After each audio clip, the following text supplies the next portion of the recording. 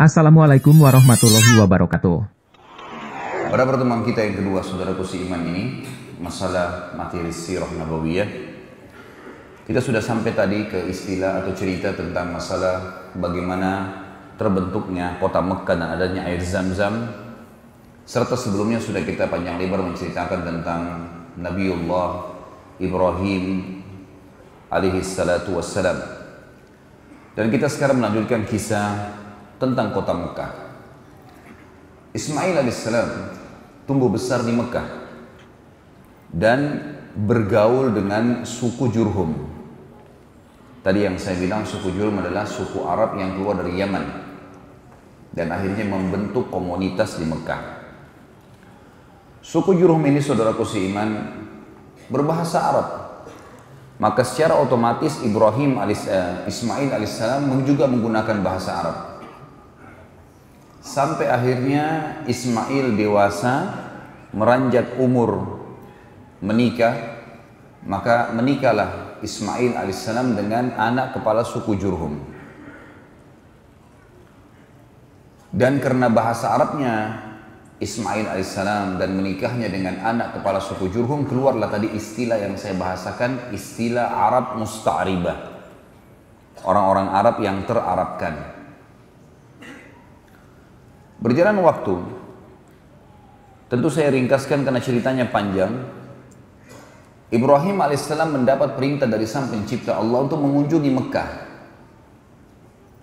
Dan akhirnya beliau datang mengunjungi Mekkah, bertemu dengan istrinya Hajar. Dan kisah yang saya ambil adalah kunjungan beliau pada saat Ismail alaihissalam sudah menikah.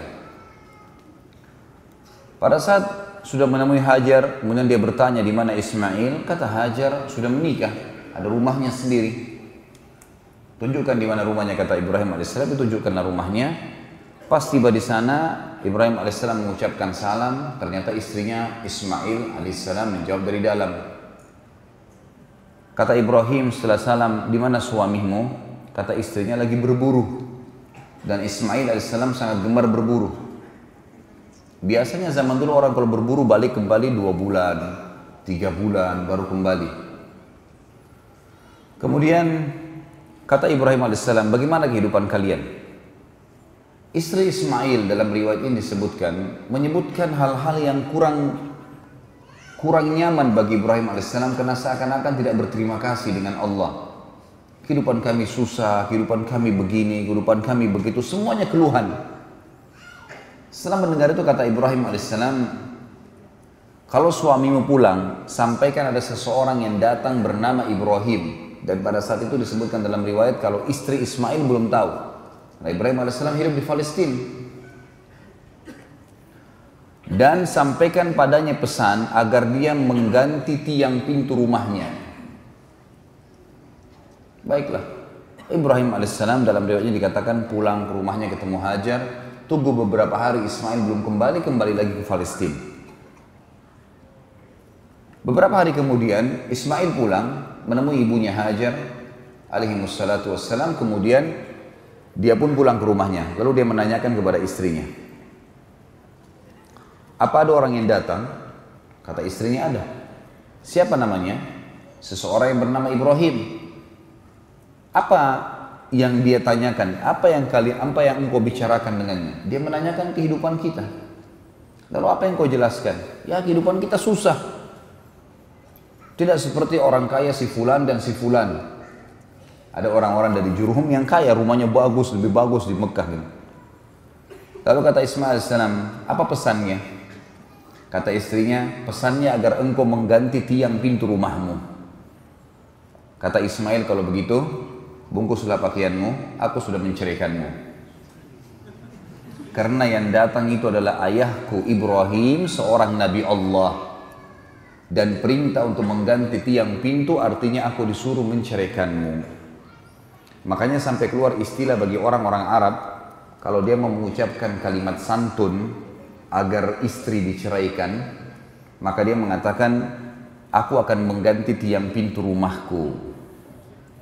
Di sini ada akhwat datang hadir ya. Jadi kalau antum menggunakan ini berarti sudah ketahuan.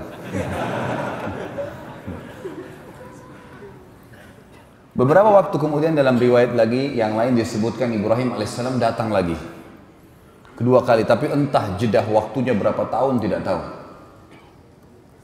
Datang lagi sekali, ketemu dengan Hajar alaihissalam, kemudian setelah ketemu Ismail lagi keluar. Baik, saya mau datang ke rumahnya, berikan salam. Ternyata sudah wanita lain sekarang. Ismail alaihissalam sudah menikah dengan wanita lain dari Jurhum. Lalu Ibrahim bertanya alaihissalam, di mana suamimu? Lagi pergi berburu. Bagaimana kehidupan kalian? Alhamdulillah, kehidupan kami cukup. Orang ini mukminah. Semuanya disyukuri sama dia. Setelah panjang lebar dia cerita, kata Ibrahim alaihissalam, kalau suamimu pulang sampaikan salam seseorang yang bernama Ibrahim dan sampaikan padanya agar dia mempertahankan tiang pintu rumahnya. Ini yang senyum-senyum sudah tahu cara bercerai ya. Bukan saya ajarin loh ya. Cerai dalam Islam itu hukumnya hal mubah yang paling Allah benci. Tapi ini adab terjadi di sejarah para nabi-nabi. Kali ini Ibrahim alaihissalam tidak langsung pulang. Nunggu di situ. Nunggu sampai Ismail alaihissalam datang. Dan ada sebuah riwayat yang dipastikan insyaallah kesahihannya menjelaskan bahwasanya Ibrahim alaihissalam belum pernah bertemu dengan Ismail kecuali di saat itu. Jadi belum pernah ketemu sebelumnya. Dari waktu bayi diletakkan pertama di Mekah yang kosong itu, belum pernah ketemu sampai Ismail sudah menikah. Jadi bisa belasan mungkin puluhan tahun. Tapi tidak disebutkan umur Ismail alaihissalam waktu itu berapa. Ada juga sebagian ulama yang menanggapi kisah ini mengatakan kemungkinan adalah Ismail alaihissalam pada saat itu sudah mencapai juga umur kenabian. Umur kenabian berarti 40 tahun. Yang berarti Ibrahim alaihissalam pada saat itu sudah 70 tahunan. Karena sudah hampir 80-an sekian. Ya. Maka ini sebuah pernyataan tentunya, tapi apapun itu yang jelas disampaikan kalau Ismail alaihissalam bertemu dengan Ibrahim. Setelah bertemulah dua orang ayah dan anak ini. Baru saja 2-3 hari ketemu, Ibrahim alaihissalam mimpi menyembelih anaknya. Maka pada saat itu pun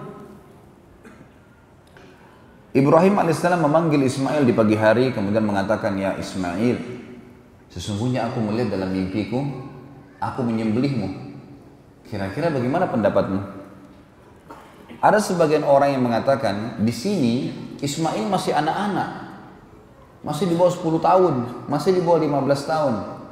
Tapi ditanggapi oleh para ahli sejarah yang lain atau para ulama yang lain, tidak mungkin anak-anak umur 15 tahun atau di bawah 10 tahun mau menerima lehernya disembelih. Masuk akal lah kira-kira kalau antum punya anak 10 tahun, sini nak, saya mimpi saya sembelih kamu. Larilah dia. Jadi yang lebih dekat sebenarnya adalah memang Ismail sudah sampai pada umur yang ternobatkan menjadi nabi. Bahkan pendapat yang dirajihkan oleh sebagian besar ulama adalah Ismail sudah dinobatkan jadi nabi pada saat itu. Jadi dia sama ayahnya sudah sama-sama nabi. Cuman Ibrahim alaihissalam rasul. Rasul berarti membawa syariat baru. Nabi hanya mengingatkan kaumnya apa yang disampaikan Nabi dan Rasul sebelumnya. Jadi Ismail tidak punya syariat baru, beliau Nabi, hanya menyampaikan kaumnya apa yang disampaikan ayahnya Ibrahim.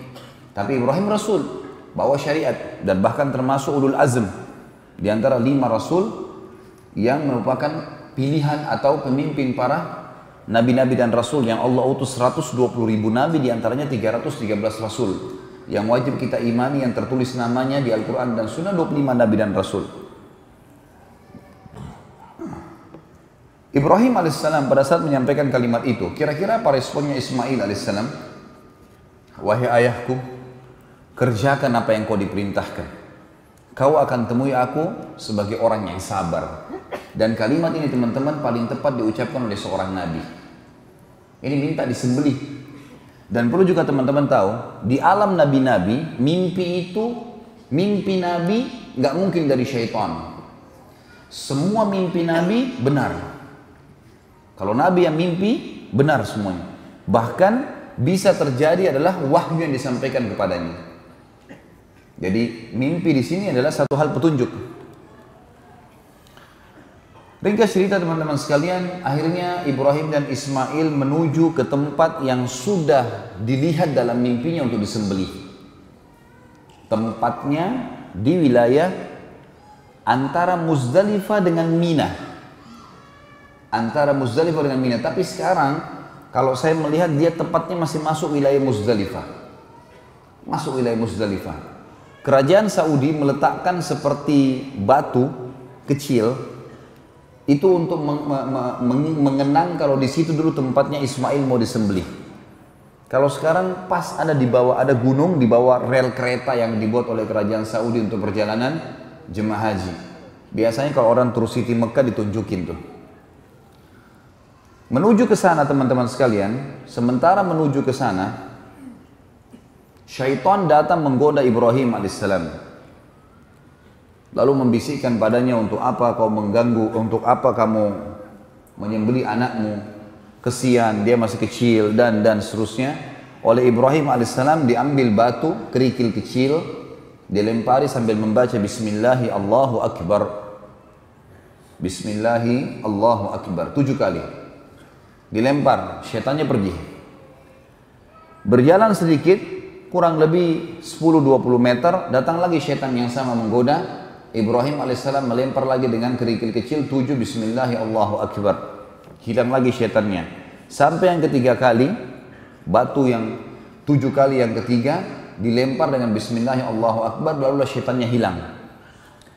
Lalu Ibrahim alaihissalam meletakkan Ismail di atas sebuah batu di sebuah bukit kecil tadi. Setelah diletakkan, dan Allah Azza wa Jalla, Allah yang maha tinggi dan maha mulia, telah menceritakan kepada kita dalam Al-Quran yang akan saya bacakan nanti ayatnya, bagaimana pada saat itu Ismail dan Ibrahim dibiarkan oleh Allah yang maha tinggi dan maha pemurah, diuji keikhlasannya, dibiarkan melakukan sampai titik terakhir.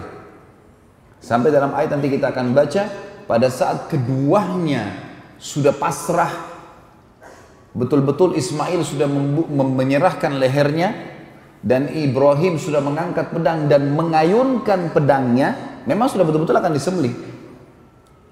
Pada saat itulah Jibril alaihissalam menahan pedang Ibrahim alaihissalam. Dan Allah berfirman padanya, hai Ibrahim, kau telah mempercayai mimpi, dan sungguh kami akan menggantikan anakmu itu dengan sembelihan domba yang besar. Sebelum saya lanjutkan, saya akan baca dalilnya surah As-Saffat yang menceritakan masalah apa tadi saya sampaikan. Surah As-Saffat, surah nomor 37, ayat 102 sampai 111. 102 sampai 111 surah As-Saffat, surah nomor 37. A'udzu billahi minasyaitonir rajim. Falamma balaga ma'ahu as-sa'ya qala ya bunayya inni ara fil manami anni azbahuka fanzur madza tara. Qala ya abati if'al ma tu'mar satajiduni insyaallahu minas sabirin. Falamma aslama wa tallahu lil jabin wa nadainahu ayya Ibrahim qad saddaqta ar-ru'ya inna kadzalika najzil muhsinin inna hadha lahuwal bala'ul mubin wa fadaynahu bidhibhin 'azim. Wa tarakna alaihi fil akhirin salamun ala Ibrahim kadzalika najzil muhsinin innahu min ibadinal mu'minin. Maka tak kala anak itu sampai pada umur sanggup, terjemahan bahasa Indonesia kita begitu di Quran. Di sini makna yang lain tadi saya bilang, pendapat ulama adalah sudah sampai pada umur kenabian, dan umumnya Nabi diutus berapa? 40 tahun. Baik. Berusahalah bersama-sama Ibrahim, mulailah bergerak dengan ayahnya. Ibrahim berkata, hai anakku, sesungguhnya aku melihat dalam mimpi bahwa aku menyembelihmu. Maka coba fikirkan apa pendapatmu. Bagaimana kira-kira menurut kamu? Ia menjawab, Ismail alaihissalam, hai ayahku. Dan di sini menggunakan kalimat abati. Ya abati. Saya pribadi menggunakan itu buat anak-anak saya. Mereka saya suruh panggil abati karena memang kalimat ini sebenarnya kalimat dalam bahasa Arab yang paling santun untuk memanggil ayah. Artinya itu apa? Ayahku sayang. Kan kita banyak di Indonesia abi ya, atau yang lainnya. Boleh-boleh saja. Ada yang memanggil abu ya, ada yang memanggil aba dan seterusnya. Itu semua adalah hal-hal yang tidak ada masalah, mubah. Tetapi di sini di Al-Quran disebutkan ya abatif al-ma tu'mar. Wahai abati, wahai ayahku yang tercinta, kerjakanlah apa yang sedang engkau diperintahkan. Insya Allah engkau akan mendapatiku termasuk orang-orang yang sabar. Enggak ada anak 10 tahun bisa ngomong ini. Tak kala keduanya telah berserah diri dan Ibrahim membaringkan anaknya atas pelipisnya, nyatalah kesabaran keduanya. Tadi saya bilang, waktu Ibrahim alaihissalam sudah letakkan Ismail, Ismail sudah tutup matanya, sudah pasrahkan lehernya, Ibrahim alaihissalam sudah mengangkat pedang dan diayunkan, udah dua-duanya pasrah. Ini makna daripada tafsir falamma aslama, pada saat keduanya sudah menyerahkan diri, udah pasrah, watallahu lil jabin, sudah diletakkan di batu, sudah diangkat lehernya, pedangnya sudah diarahkan, wa nadainahu ayya Ibrahim, pada saat itulah kami panggil dia, maksudnya Jibril alaihissalam memanggilnya. Tadi riwayat menjelaskan pedang Ibrahim dipegang oleh Jibril alaihissalam, ditahan, kemudian dikatakan, hai Ibrahim, sesungguhnya kamu telah membenarkan mimpi itu. Sesungguhnya demikianlah kami memberi balasan kepada orang-orang yang berbuat baik. Ini benar-benar suatu ujian yang nyata. Dan kami tebus anak itu Ismail dengan seekor sembelihan yang besar. Kami abaikan atau kami abadikan untuk Ibrahim pujian yang baik di kalangan orang-orang yang datang kemudian. Dan makna daripada kami abadikan untuk Ibrahim pujian yang baik di kalangan orang-orang yang datang kemudian, apa yang dimaksud teman-teman sekalian? Perilaku Ibrahim alaihissalam akan menyembelih anaknya karena Allah, dan Allah ganti ketulusan itu dengan domba, jadilah sebuah hukum kurban. Dan yang kita tahu tiap tahun kita rayakan Idul Adha, Idul Kurban. Dan kata ulama, selama ada orang yang berkurban untuk Allah, maka Ibrahim dan Ismail alaihi wassalam panen pahalanya. Hampir sama dengan kasus tadi Hajar, bagaimana panen pahala. Nah di sini Ibrahim alaihissalam dan Ismail dapat pahalanya. Ini yang dimaksud ada pujian. Ya. Allah mengatakan, dan kami abadikan untuk Ibrahim pujian yang baik. Maksudnya karena perbuatannya itu dikenang, dijadikan syariat, dan dia akan panen pahalanya. Dan setiap orang sembelih di Idul Adha, orang ingat kisahnya Ibrahim dan Ismail alaihi wassalam. Juga masuk dalam masalah ini adalah pujian yang baik. Kalau Ibrahim alaihissalam adalah seseorang dengan keimanannya sangat yakin dan percaya dengan janji Allah, tidak ada keraguan sedikit pun, dan ini contoh keikhlasan dalam beramal. Ini juga berarti pujian. Setiap kali orang-orang yang beriman atau para dai, mubalik yang faham tentang kisah ini, maka mereka akan mengangkat kisah Ibrahim alaihissalam bagaimana tentang keyakinannya kepada Sang Pencipta Allah. Ini juga termasuk pujian yang baik. Masuk dalam pujian yang baik teman-teman sekalian adalah perilaku Ibrahim alaihissalam pada saat melempar syaitan 3 kali. Ada hukum dalam haji jumrah, melontar di 3 titik yang biasa kita kenal dengan jumrah sughra, jumrah usta, dan jumrah aqabah atau kubra. Semua jemaah haji diharuskan teman-teman sekalian, diwajibkan untuk jumrah, melontar 7 batu kecil di 3 titik yang Ibrahim alaihissalam melempar, dan menjadi sebuah bagian daripada ibadah. Kata ulama, setiap orang melempar batu jumrah, satunya 1 pahala buat Ibrahim alaihissalam. Sementara semua jemaah haji melempar minimal 21. 7 minimal. Di hari pertama tanggal 10 Zulhijjah hari Idul Adha, mereka melontar jumrah kubra atau aqabah 7 kali, 7 batu. Berapa jumlah jemaah haji? Jemaah haji rata-rata 3 juta. Kalau 3 juta kali 7 itu bisa 21 juta pahala ini. Hari ke-11, tanggal 11, 12, 13 yang dikenal dengan hari tasyrik, jemaah haji melempar kecil sedang besar 21 batu dikali 3 juta orang. Itu sudah luar biasa pahala, berjuta-juta pahala didapatkan. Seperti itulah. Dan ini masuk dalam makna terjemahan atau tafsir dari firman Allah ayat 108 tadi. Dan kami abadikan buat Ibrahim pujian yang baik di kalangan orang-orang yang datang kemudian. Dan Ibrahim akan diberikan kesejahteraan yang dilimpahkan padanya. Demikianlah kami memberi balasan kepada orang-orang yang berbuat baik. Sesungguhnya ia termasuk hamba-hamba kami yang beriman. Setelah kejadian itu, Ibrahim dan Ismail AS balik membawa domba itu, kemudian menyembelihnya, dan menjadi sebuah informasi di Mekah kalau Ismail AS tidak jadi disembelih, dan ada perintah dari Allah untuk menyembelih domba ini. Maka semua orang-orang yang beriman pada saat itu dianjurkan untuk menyembelih. Datang perintah Allah yang maha pemurah dan maha tinggi setelah itu untuk membangun Ka'bah. Proses membangun Ka'bah. Allah yang maha pemurah dan maha tinggi memerintahkan Ibrahim alaihissalam untuk membangun Ka'bah di pondasi dasarnya, namanya Bakkah. Maka Ibrahim alaihissalam pun mengajak Ismail dan berdua, tidak ada yang bantu. Sama dengan tadi kasus waktu mau disembelih, orang-orang Mekah sudah tahu, tapi Ibrahim alaihissalam mengatakan ini perintah Allah buat kami. Membangun Ka'bah pun riwayat yang paling kuat adalah tanpa ada yang bantu kecuali mereka berdua. Karena nanti kita lihat ada doanya mereka berdua mengatakan Rabbana, ya, taqabbal minna dan seterusnya. Ini pernyataan yang dikatakan Ibrahim dan Ismail berdua. Dibangunlah Ka'bah pada saat itu dengan bangunan sangat sederhana. Zaman itu cuma tanah liat biasa, dikasih air, kemudian dicetak, gitu kan, dikeringkan, lalu kemudian disusun satu sama yang lain.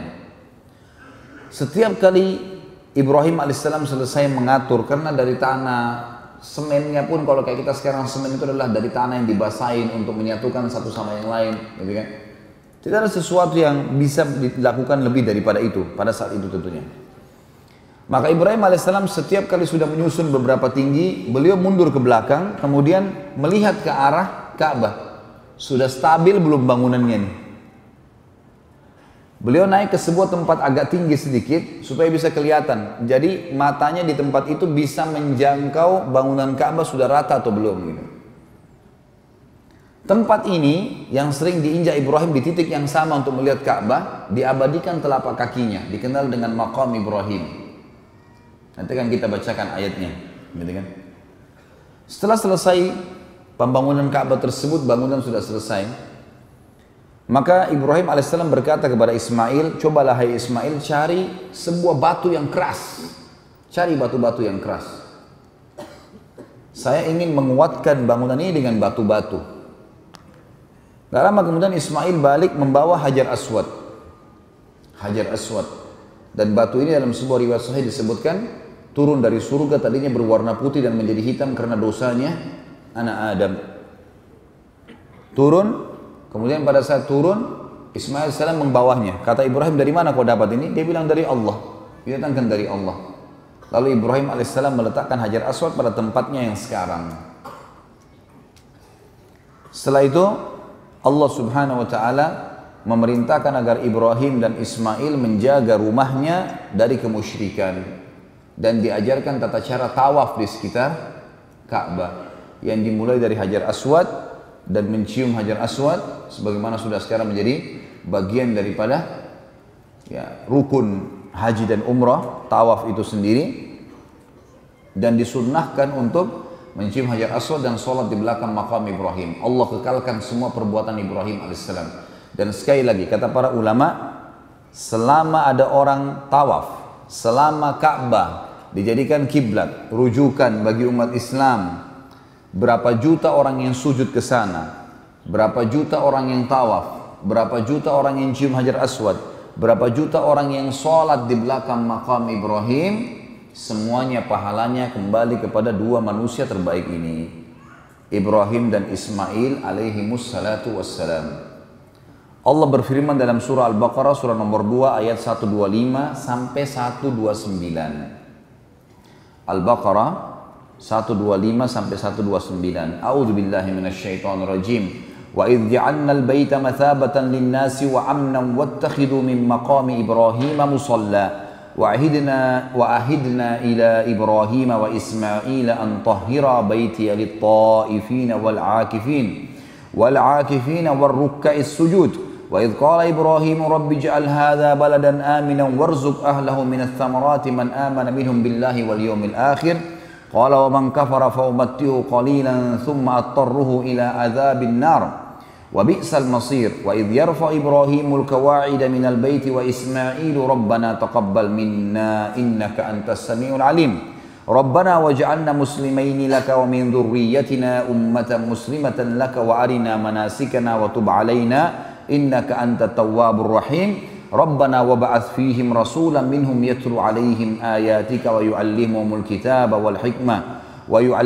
الكتاب والحكمة ويزكيهم إنك أنت العزيز الحكيم. Dan ingatlah ketika kami menjadikan rumah itu, Baitillah, Ka'bah, tempat berkumpul bagi manusia dan tempat yang aman. Semua manusia datang ke sana berbondong-bondong. Kalau kita lihat orang yang tawaf, orang yang jalan datang Masjid Haram, sholat, makin lama makin banyak. Sampai sekarang kerajaan Saudi memperluas Masjid Haram itu karena memang sudah tidak menampung. Allah menjelaskan dan tempat yang aman. Subhanallah, Mekah itu tempat teraman di dunia. Orang mau keluar jam 3 subuh, jam 4, jam 2. Kondisinya seperti siang hari. Rame, padat, restoran ada, semuanya enak, aman. Orang mau bolak-balik masjid, tidur di masjid, tidak ada gangguan. Allah sudah menjanjikan. Dan jadikanlah makam Ibrahim itu sebagai tempat sholat. Dikenang tadi, tempat telapak kaki Nabi Ibrahim AS. Dan dengan kami, tentu di sini kita mengerjakan bukan karena makam Ibrahimnya ya, karena perintah Allahnya. Sama antum sujud menghadap Ka'bah. Bagaimana antum jawab kalau ada orang bilang orang Islam itu larang sembah berhala, tapi buktinya mereka sujud ke Ka'bah. Ka'bah juga berhala, batu. Tentu jawaban kita apa? Kita bukan sembah Ka'bah.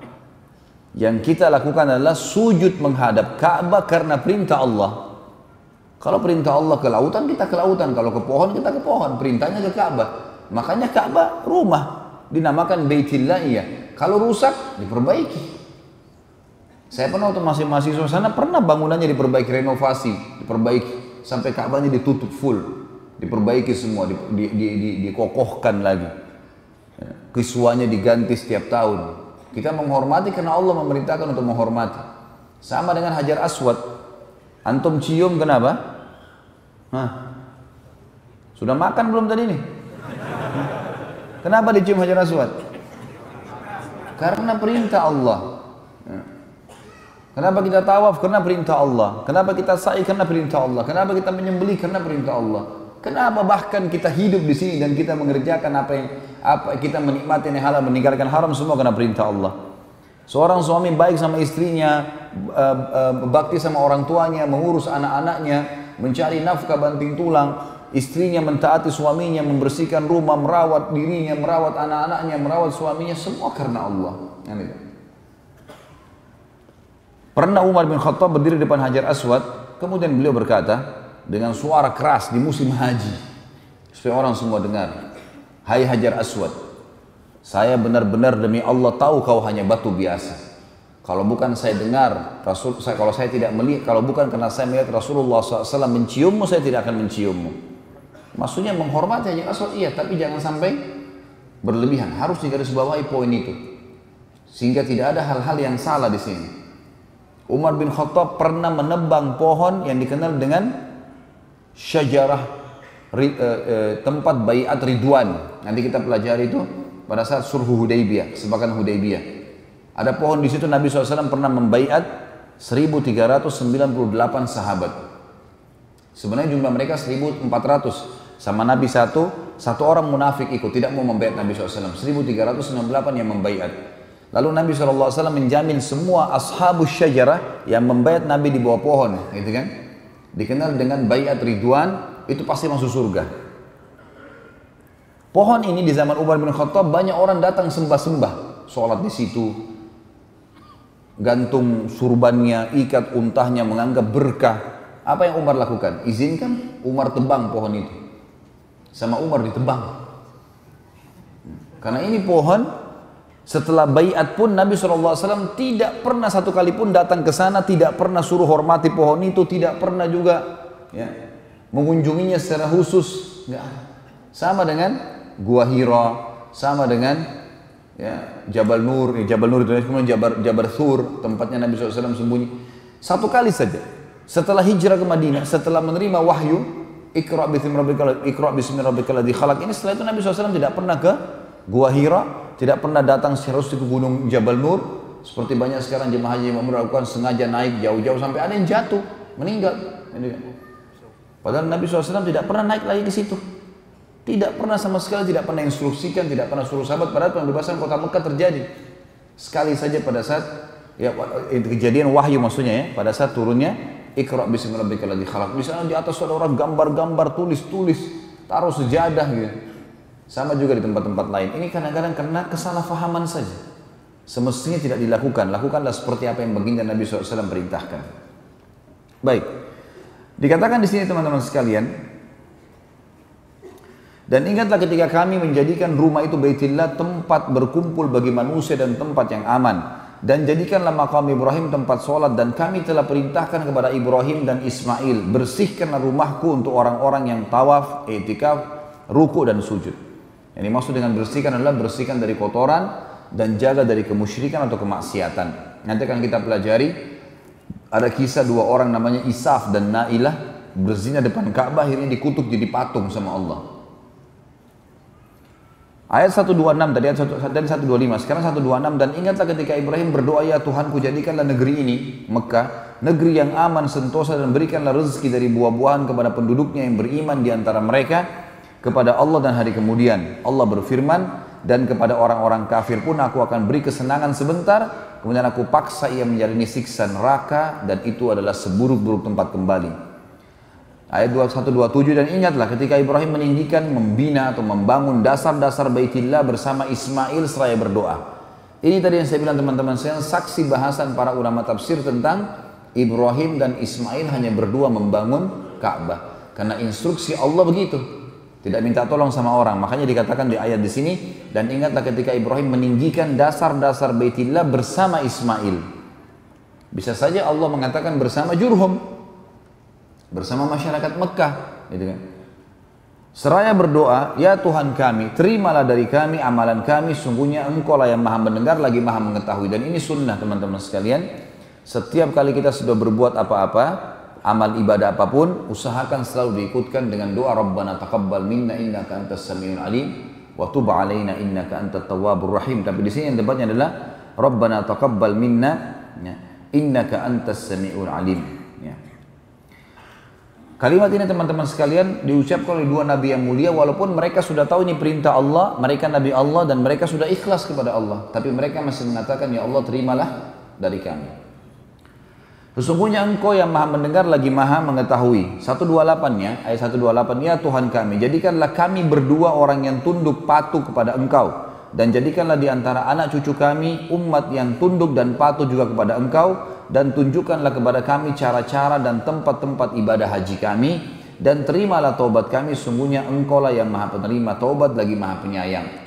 Jadi pada saat itu sudah ada berita datang dari Jibril AS setelah bangun Ka'bah. Setelah proses tadi adanya ya, proses penyembelihan kurban yang tidak jadi penyembelihannya, kemudian proses jumrah melontar syaitan tadi, kemudian proses istrinya Ibrahim alaihissalam Hajar pada saat sa'i antara Safa dan Marwah, dimasukkan nanti dalam rangkaian manasik haji ya, dan umroh itu.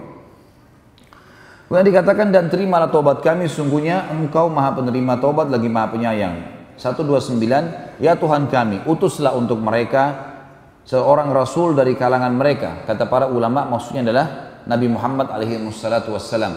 Karena setelah meninggalnya Ismail tidak ada nabi di Mekah kecuali Nabi Muhammad sallallahu alaihi wasallam. Yang akan membacakan, utuslah, ya Allah ya Tuhan kami, utuslah kepada mereka seorang rasul dari kalangan mereka yang akan membacakan kepada mereka ayat-ayat Engkau dan mengajarkan kepada mereka Alkitab atau Al-Quran dan hikmah, al-hikmah artinya sunnah, serta mensucikan mereka, sungguhnya Engkau adalah zat yang maha kuasa lagi maha bijaksana. Kalau tentang maqam Ibrahim juga ada disebutkan dalam ayat lain teman-teman sekalian. Disebutkan dalam surah Al-Imran.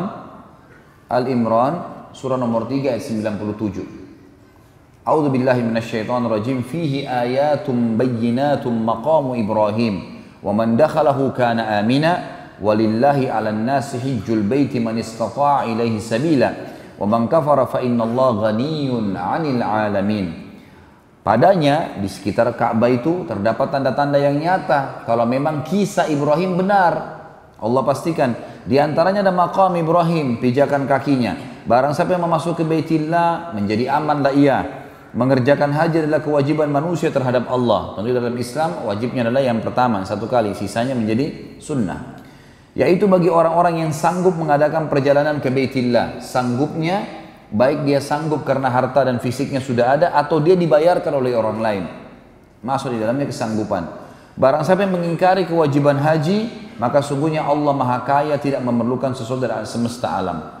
Dan ini disebutkan di dalam sebuah riwayat kalau Umar bin Khattab radhiyallahu anhu memerintahkan ya, para pengawal-pengawalnya, panglima perangnya untuk mendatangi semua wilayah kaum muslimin. Kemudian melihat kalau ada orang-orang yang tidak pergi haji sementara dia mampu dan belum pernah haji, untuk diambil hartanya sebagai jizyah. Karena dianggap dia mengingkari haji itu. Kenapa dia nggak pergi? Gitu ya. Ini kewajiban dari Allah Subhanahu wa Ta'ala.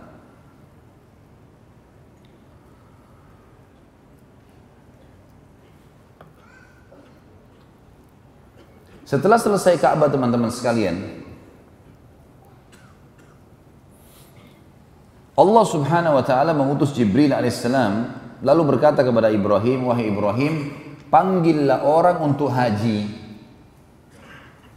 Kata Ibrahim alaihissalam, wa ma yablughu sauti, sampai di mana suaraku ini? Manggil semua manusia pergi haji. Zaman sekarang aja ada mikrofon, ada telepon, belum tentu bisa panggil semua orang gitu. Ibrahim alaihissalam bilang, wa ma yablughu sauti, sampai di mana suaraku? Apa kata Jibril alaihissalam? Tugasmu hanya menyampaikan. Ma alaika illal balagh. Cari tempat tinggi, naik, panggil, teriak saja. Hai manusia, datanglah haji ke Mekah. Sudah. Selebihnya urusannya Allah. Lihat bagaimana Allah memilih para nabi-nabi teman-teman sekalian. Sulit sekali memang orang-orang seperti kita yang masih subhanallah kadang-kadang disampaikan kalau Allah, kalau Rasul masih bimbang. Para nabi-nabi disuruh apa saja, yakin ini perintah Allah. Kalau iman itu perintah Allah. Ibrahim alaihissalam naik ke gunung yang dia anggap tinggi lalu dia teriak. Dia mengatakan, hayyuhan nas, u'tu ilal hajj. Hai manusia, datanglah kerjakan haji. Maka pada saat itu suara Ibrahim alaihissalam dalam sebuah riwayat yang sahih dikatakan dibawa dengan hikmah Allah oleh angin ke seluruh pelosok muka bumi. Dan semua orang beriman mendengar kalimat itu dan tergerak untuk datang. Semuanya dari seluruh muka bumi. Allah menceritakan dalam surah Al-Hajj, menceritakan masalah haji, surah Al-Hajj, surah nomor 22 ayat 26 sampai 29. 26 sampai 29. A'udzu billahi minasyaitonir rajim. Wa idh bawwa'na li Ibrahim makanal baiti alla tusyrik bi syai'an wa tahhir baiti lit-ta'ifin wa tahhir baiti lit-ta'ifin wal qa'imin war ruk'is sujud. Wa'adzim fil nasi bil hajji ya'tuka rijalan wa ala kulli dhamirin ya'tina min kulli fajjin 'amiq. ليشهدوا منافع لهم ويذكروا اسم الله في أيام معلومات على ما رزقهم من بهيمة الأنعام فكلوا منها وأطعموا البائس الفقير ثم ليقضوا تفاثهم وليوفوا نذورهم وليطوفوا بالبيت العتيق. Dan ingatlah ketika kami memberikan tempat kepada Ibrahim di sekitar Baitillah dengan mengatakan, janganlah kamu mempersekutukan sesuatu dengan aku, kata Allah melalui Jibril AS kepada Ibrahim, jangan sampai ada kemusyrikan di sini. Dan sucikanlah rumahku ini bagi orang-orang yang tawaf, orang-orang yang beribadah, juga orang-orang yang rukuk dan sujud. Bersihkan, mudahkan buat mereka. Bersihkan segala macam najis dan kotoran dan patung-patung syirik dan seterusnya. Dan berserulah kepada manusia untuk mengerjakan haji. Ini yang dikatakan tadi, panggil manusia untuk pergi haji. Niscaya mereka akan datang kepadamu dengan berjalan kaki. Padahal Ibrahim alaihissalam berteriak dari gunung Mekah. Dari seluruh dunia kata Allah, mereka akan datang kepadamu dari seluruh dunia dan berjalan kaki. Dan mengendarai unta yang kurus. Kata ulama tafsir maksudnya unta mereka kurus. Dhamir itu kurus gitu kan. Kenapa kurus? Karena perjalanan terlalu jauh ke Mekah. Dari pelosok bumi ini. Yang datang dari segenap penjuru yang jauh. Agar mereka menyaksikan berbagai manfaat bagi mereka. Dan agar mereka menyebut nama Allah pada hari yang telah ditentukan. Maksudnya manfaat di sini adalah ternyata orang beriman tidak sendirian. Kita kalau pergi haji kita lihat kita punya komunitas banyak, semua suku, semua bahasa, berjuta-juta orang semua mengerjakan yang sama. Apalagi kalau sudah pakai ihram di Mina, di Arafah, di Muzdalifah, itu pada saat pakai ihram subhanallah kita lihat presiden pun, raja pun sama. Kemudian dikatakan itu manfaat buat mereka dan agar mereka menyebut nama Allah pada hari yang telah ditentukan. Maksudnya di sini adalah hari-hari haji. Tanggal 8 Zulhijjah sampai 13 Zulhijjah. Karena haji ada 6 hari. 8 sampai 13. 8 dan tanggal 13 sunnah. 4 hari 9, 10, 11, 12 hari wajib. Tanggal 8 jemaah haji masuk ke Mina. Dan ini hukumnya sunnah. Dikenal dengan hari Tarwiyah. Hari Tarwiyah. Mereka pakai ihram dari rumah mereka kalau orang Mekah, kalau orang pendatang kayak kita misalnya jemaah haji, maka mereka pakai ihram dari hotel mereka masuk ke Mina. Lalu mereka mengerjakan sholat jamak qasar takdim di waktu duhur. Duhur dan asar dijamak, digabung, dikasar, dipangkas. Yang dipangkas hanya sholat yang rubaiyah 4 rakaat, duhur, asar dan isya. Dan kasus jamak, jadi tidak ada qasar kecuali 4 rakaat ya. Subuh nggak mungkin jadi 1, maghrib nggak mungkin 1,5 gitu kan. Dan jamak hanya boleh duhur sama asar dan maghrib sama isya, nggak boleh yang lain. Jadi duhur sama asar, maghrib sama isya, nggak boleh asar sama maghrib, nggak boleh isya sama subuh, nggak boleh subuh sama duhur. Yang bisa hanya duhur sama asar saja, maghrib sama isya saja. Dan yang dipangkas, dikasar hanya yang rubaiyah 4 rakaat, duhur sama asar dan isya. Maghrib kalau jamak dengan isya cuma tetap 3 dan isyanya yang 2. Ditakdim, dimajukan di waktu duhur. Jemaah haji di sana bertasbih, bertahlil, bertakbir kepada Allah ya. Mereka mengatakan subhanallah, la ilaha illallah, Allahu akbar, berzikir, membaca Al-Qur'an. Biasanya kalau travel kita atau jemaah kita diadakan pengajian. Walaupun kadang-kadang subhanallah kita sayangkan banyak di antara mereka yang lalai pada saat itu. Artinya ngobrol-ngobrol saja, buang-buang waktu, makan, minum, bolak-balik masuk kamar mandi, nggak ada gunanya ini. Kecuali darurat, tapi banyak yang begitu. Ringkas cerita, dijamak qasar takdim, kemudian sampai maghrib, maghrib juga sama, dijamak sama isya, dikasar isyanya dan ditakdim di waktu maghrib. Kemudian mereka istirahat. Tanggal 9 hari Arafah, hari wajib. Kan tadi saya bilang 8 sampai 13. Tanggal 9 jemaah haji masuk ke Arafah. Dan ada 3 lokasi kita di musim haji. Mina, Arafah, Muzdalifah. Enggak ada lokasi lain. 3 ini. 3 ini tentu ada Masjidil Haram, nanti itu lain. Masjidil Haram itu wilayah yang ini berdekatan, yang kita harus dikenal dengan Masjidil Haram. Nanti tanggal 9 kita masuk ke Arafah, habis sholat duha, kemudian pakai baju ihram. Ini hari wajib haji. Kata Nabi SAW, Al-Hajju Arafah. Haji adalah Arafah. Di kerajaan Saudi sekarang kalau ada pun orang yang sudah sakit, ya sudah datang haji niat haji kemudian sakit di rumah sakit, selama dia masih hidup dipakein ihram pada hari itu, hari Arafah, dipakein infus, diantar pakai ambulans gitu. Karena hadir di Arafah adalah sebuah kewajiban, dianggap sudah haji. Yang lainnya kalau punya udzur, sakit dan sebagainya bisa diganti dengan sembelihan. Baik, tanggal 9 itu teman-teman sekalian jemaah haji timbul, tunggu sampai dari pagi duha sampai terbenam matahari, dan tidak boleh tinggalkan Arafah sebelum terbenam matahari. Dan kata Nabi SAW, tidak ada hari sepanjang tahun, tidak ada hari-hari ya, yang lebih banyak Allah membebaskan hambanya dari neraka dibandingkan hari Arafah. Makanya orang yang haji dianjurkan perbanyak ibadah, yang tidak haji dianjurkan puasa. Puasa hari Arafah. Yang kata Nabi SAW dalam hadis Bukhari Muslim, tanggal 9 Zulhijjah, ini 1 hari sebelum Idul Adha. Puasa hari Arafah, yukaffiru sanatal madhiyah wal baqiyah. Puasa hari Arafah bisa membersihkan dosa-dosa 365 hari yang lalu, 1 tahun, dan 365 hari ke depan. Jadi kita dapat 765 sekian hari pembersihan dosa dengan 1 hari puasa. Malam tanggal 9 dianjurkan jemaah haji ke Muzdalifah, dan ini disunnahkan, sunnah mentakhirkan sholat di jamak maghrib isya, tapi diterlambatkan di waktu isya dan isyanya dipangkas, sholatnya di Muzdalifah. Lewat tengah malam, kalau bisa tunggu sampai subuh bagus, kalau nggak bisa maka lewat tengah malam sudah boleh menuju ke lokasi yang setelahnya. Atau kalau kita anggap sunnahnya kita selesaikan sampai subuh hari tanggal 10, ini Idul Adha. Jemaah haji di Idul Adha ini mengerjakan salah satu dari 3 perbuatan yang semuanya wajib. Tapi kalau salah satunya dikerjakan sudah boleh tahallul, berkurban, atau jumrah aqabah, atau tawaf ifadah, tawaf wajibnya haji. Cuman teman-teman, kalau kita sudah kurban, kita juga sudah jumrah, ya, salah satunya kalau 3 sudah dikerjakan sudah boleh tahallul, ganti baju biasa, tapi tetap wajib dikerjakan. Cuma kalau antum masih baru kurban dan baru jumrah aqabah, belum tawaf ifadah, ini semuanya halal kecuali suami istri, belum boleh berhubungan walaupun sudah pakai baju biasa. Dia jadi halal berhubungan kalau selesai tawaf ifadah. Dan jumrah aqabah di tanggal 10 wajib diselesaikan pada saat itu. Kalau yang kurban dan juga tawaf ifadah boleh sampai selesai haji, hari tasyrik, maksudnya di hari terakhir, sampai tanggal 13 Zulhijjah. Itu tanggal 10. Tanggal 11, 12, 13 dengan hari tasyrik. 11, 12 wajib, tanggal 13 sunnah. Ini kerjanya jemaah haji pakai baju biasa saja. Mereka menjamak duhur asar, jamak qasar takdim, maghrib isya jamak, di qasar isya'nya di jamak takdim juga selama 3 hari.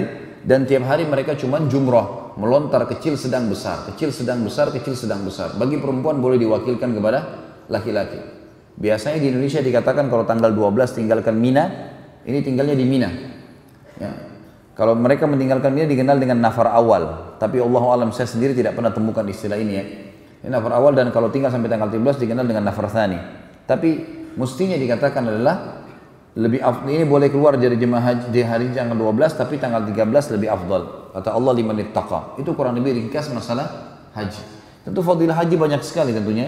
Di antaranya siapa yang pergi haji tidak rafath, tidak mengucapkan kata sayang, cinta, rindu kecuali pada pasangan halalnya, tidak fusuk menyentuh secara fisik, salaman, ciuman, pelukan, dan juga tidak jidal, berdebat-debat di haji. Maka dia akan pulang seperti baru dilahirkan oleh ibunya. Dalam hadis lain dikatakan haji mabrur tidak ada balasan kecuali surga. Haji mabrur atau haji yang mengikuti rukun dan syarat-syaratnya. Juga dalam hadis lain dikatakan haji dan umrah dikerjakan secara berkesinambungan akan menghilangkan kesusahan hidup dan kemiskinan sebagaimana api menghilangkan karat dari besi. Kata para ulama dari ayat tadi, di mana Ibrahim alaihissalam menjadi penyebab daripada terjadinya haji ini, maka semua rangkaian haji dipanen pahalanya oleh Ibrahim dan Ismail alaihi mussalatu wassalam. Ini yang dimaksud dengan agar mereka menyaksikan berbagai manfaat bagi mereka dan agar mereka menyebut nama Allah pada hari-hari yang ditentukan. Tadi sudah saya sebutkan tadi, atas rezeki yang Allah telah berikan kepada mereka berupa binatang ternak. Karena di hari tasyrik, 4 hari itu, hari nahar atau hari Idul Adha, tanggal 10 Zulhijjah, hari tasyrik 11, 12, 13, ini 4 hari hari makan dalam Islam. Namanya hari makan, hari menikmati daging kurban. Dan di 4 hari ini hukumnya tidak boleh berpuasa. Tidak boleh berpuasa. Ya. Baik, di sini dikatakan oleh Allah agar atas rezeki yang telah Allah berikan kepada mereka berupa binatang ternak. Dan ini binatang ternak teman-teman sekalian juga perlu digarisbawahi, ada istilah hadyu. Hadyu itu adalah antum berkurban walaupun bukan di musim haji. Kan kita sekarang kebanyakan kita berkurban hanya di musim haji kalau haji ya. Kalau umrah biasanya kita tidak kerjakan kurban kan. Padahal sebenarnya ada istilah hadyu. Nanti akan kita pelajari di masalah kesepakatan Hudaybiyah, di mana Nabi SAW waktu mau umrah pada saat itu membawa hadyu dari Madinah. Hewan-hewan kurban yang niatnya dikurbankan di Mekah karena Allah. Pada saat lagi selesai mengerjakan ibadah haji, ibadah umrah. Jadi selain haji juga umrah ada binatang ternak. Dan dari sini juga sebuah hukum bolehnya kita berkurban hewan ternak kapan saja. Tentu yang puncaknya di Idul Adha. Tapi kalau antum misalnya mau mengundang orang, sembelih, memberi makan orang lain, ini semua adalah perbuatan yang baik ya. Maka makanlah sebagian darinya dan sebagian lagi berilah untuk dimakan orang-orang yang sengsara dan fakir. Satu hal lagi kita ambil hukum di sini teman-teman dari ayat adalah Idul Kurban, ya, Idul Adha memberikan gambaran kepada kita tentang pentingnya hewan yang namanya kambing dan domba. Ada hadis Nabi SAW yang berbunyi, hadis sahih riwayat Bukhari, sebaik-baik harta seorang muslim adalah domba, kambing. Jadi kalau antum mau pelihara hewan, pelihara kambing. Maaf ini jangan tersinggung. Kalau ada teman-teman yang suka pelihara kucing misalnya, bukan tidak boleh, bukan tidak boleh. Abu Hurairah pernah pelihara, bahkan Abu Hurairah namanya Abdurrahman ibn Sakhr radhiyallahu anhu, gitu kan? Diberikan julukan Abu Hurairah karena Hurairah diambil dari kata-kata Hira yang berarti kucing. Tapi beliau satu-satunya sahabat yang pelihara kucing, yang lainnya tidak pernah. Nabi SAW juga tidak pernah pelihara kucing. Lebih baik antum biarkan bebas hidup, lebih bagus, lebih afdal. Jangan lagi dipelintir perkataan saya. Hah? Sekarang banyak ahli pelintir. Nanti keluar lagi fatwa menyesatkan Khalid Basalam lagi. Tanpa dilihat, tanpa disortir gitu. Ini saya bilang lebih baiknya. Karena hewan yang haram dimakan dagingnya, haram ditransaksikan. Ya, itu kaidahnya. Kucing termasuk hewan yang bertaring, ya kan? Dibolehkannya untuk dipelihara oleh sebagian ulama karena dilihat Abu Hurairah pernah pelihara, tapi bukan menjadi sebuah kebiasaan para sahabat, bukan juga Nabi.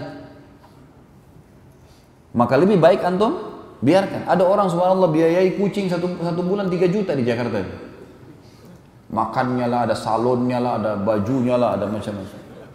Kalau dia biayai anak yatim berapa pahalanya? Hah? 3 juta biaya anak yatim kan bagus ya. Sama juga banyak orang pelihara, maaf jangan tersinggung lagi, dan jangan dipelintir. Orang pelihara burung. Untuk apa nih pelihara burung teman-teman? Untuk apa Allah kasih burung itu sayap? Saya tanya. Untuk terbang atau untuk dikurung? Sayapnya sudah ada, biarin terbang. Ustaz saya mau dengar suaranya. Sekarang di HP download banyak suara burung. Kenapa harus siksa burung itu bisa disuruh berbunyi? Antum mau suara apa saja sekarang bisa download. Suara burung segala macam. Ratusan ribuan burung banyak suaranya. Kenapa harus kurung burung itu kesian? Biarin terbang, makhluknya Allah. Mau lihat keindahannya Ustaz? Sekarang di YouTube apa saja antum mau lihat jenis burung, semuanya ada. Bisa tonton, selesai. Jadi, pelihara hewan yang antum ada pahalanya. Semua hewan yang halal dimakan, dagingnya halal transaksinya. Kambing, ayam, ikan, ya ada. Bisa dimakan. Halal, transaksinya pun halal. Antum nanti mau jual pun bisa. Tapi khusus masalah kambing teman-teman agak berbeda. Kambing adalah hewan yang luar biasa ini. Saya pernah sampaikan dalam satu ceramah saya teman-teman sekalian, kalau hikmahnya adalah hewan kambing ini hewan yang memakannya berpahala. Ada banyak dalil, diantaranya hadis Bukhari kalau baginda Nabi SAW sangat gemar memakan paha kambing. Berarti kalau orang makan kambing karena Nabi SAW suka ibadah, pahala. Yang kedua kita punya akikah. Semua muslim, mau orang Arab, mau orang bule, mau orang hitam dari Afrika, mau orang Melayu, kalau anaknya lahir laki-laki, sembelih apa? Kambing, 2 ekor. Atau domba. Kalau anak perempuan 1. Nggak bisa diganti hewan lain tuh. Kalau akikah. Harus hewan itu memang. Dan sunnahnya memakan sebagian dari dagingnya. Kita juga punya Idul Kurban yang sedang kita bahas sekarang. Boleh sapi, boleh unta, tapi afdalnya kambing. Karena Nabi SAW sendiri waktu itu, Nabi SAW mampu sembelih unta, tapi beliau tidak sembelih, beliau sembelih domba. Bahkan beliau menyembelih 65 ekor alaihi salatu wassalam yang beliau sembelih sendiri. Kalau nggak salah 15 ekor, sisanya Ali bin Abi Thalib yang melanjutkan sembelihannya. Jadi lebih afdal gitu. Dan juga perlu kita garis bawahi dari kisah kejadian kita, waktu Ismail tidak jadi disembelih, apa yang digantikan? Domba. Alhamdulillah. Berarti sudah faham gitu kan. Kadang-kadang kita di Indonesia bilang apa? Nggak enak dagingnya Ustaz. Atau kolesterol. Apalah, darah tinggi. Mana buktinya? Sudah ada, bisa ada buktinya nggak? Nggak ada buktinya teman-teman. Yang membuat masalah bukan daging kambingnya, bumbu yang antum taruh. Bumbunya santan, minyak, garam banyak, itu yang jadi masalah, bukan kambingnya. Allah sudah suruh. Dan Nabi SAW mengatakan sebaik-baik hewan adalah kambing. Nabi SAW hampir setiap hari meminum konsumsi susu kambing. Dan banyak fakta-fakta, kalau antum baca di Google itu tentang fakta manfaat dari susu kambing, dari kambing itu banyak sekali. Yang jelas teman-teman di sini dikatakan firman Allah, dan agar mereka menyaksikan berbagai manfaat bagi mereka, dan agar mereka menyebut nama Allah pada hari-hari yang ditentukan atas rezeki yang Allah berikan kepada mereka berupa binatang ternak. Binatang ternak dikatakan di sini adalah kambing dan domba, karena ini yang banyak disembeli di zaman itu atau di waktu musim haji. Maka makanlah, makan, disuruh makan dagingnya. Berarti ada ibadah dalam memakannya. Sebagian darinya dan sebagian lagi berikan untuk dimakan oleh orang-orang sengsara dan fakir. Sebagian ulama mengatakan dianjurkan dia mengambil maksimal sepertiga dari daging hewannya, tapi ini ijtihad tentunya. Intinya dia disuruh makan sebagian, dia bagi sebagian lainnya. Ayat 29 ayat terakhir dikatakan, kemudian hendaklah mereka menghilangkan kotoran yang ada pada badan mereka, dan hendaklah mereka menyempurnakan nazar-nazar mereka, dan hendaklah mereka melakukan tawaf sekeliling rumah Ka'bah atau rumah yang tua atau Baitillah itu. Yang dimaksud dengan di sini teman-teman sekalian, menghilangkan kotoran tubuhnya adalah menghilangkan kotoran, memotong rambut, mengerat kuku, dan juga mencukur bulu kemaluan dan bulu ketiak. Sebagaimana kita tahu, ini disunnahkan pada saat orang sedang ihram. Jadi sebelum antum ihram, sebelum niat ihram haji atau umrah, maka potong kuku sunnah, cukur bulu kemaluan, cukur bulu ketiak, dan nanti pada saat selesai tahallul mencukur rambut. Dan afdalnya gundul. Ya. Saya kalau motivasi jemaah lagi umrah sama saya, kadang-kadang ada yang tidak mau gundul gitu. Kenapa nggak mau gundul Pak? Di Indonesia kan malu kalau gundul, biasanya orang kriminal yang digundul. Di sini lain, di Mekah. Malah kalau kita masuk ke tempat cukur kita nggak gundul, kita dianggap aneh sendiri, karena orang semuanya gundul. Baru Allah minta rambut sudah berat, bagaimana kalau Allah minta darah? Gundul lah, gitu kan? Dan laki-laki itu subhanallah, ada penelitian mengatakan gundul itu lebih baik buat kesuburan kepalanya. Beda dengan perempuan. Kulit kepala laki-laki memang makin sering gundul maka makin bagus. Tapi hubungkanlah dengan ibadah, artinya dengan umroh dan haji. Kemudian dikatakan di sini tadi ya, kemudian hendaklah mereka menghilangkan kotoran. Yang dimaksud kotoran kata ulama tafsir adalah tadi yang sudah saya sebutkan, bulu ketiak, bulu kemaluan, kuku, dan memotong rambut pada saat lagi tahallul. Kemudian dikatakan juga, dan agar mereka menjalankan nazar-nazar mereka. Maksudnya adalah nazar-nazar yang baik untuk ibadah haji. Seperti misalnya ya, dia mengatakan dalam doanya, ya Allah mudahkanlah haji ini buat saya, ya berkahilah dan seterusnya. Dan kalau saya berhasil selesai haji, maka saya akan bersedekah sekian, gitu kan? Itu nazar-nazar yang positif. Walaupun nazar ini dalam pandangan jumhur ulama adalah hukumnya makruh, nazarnya.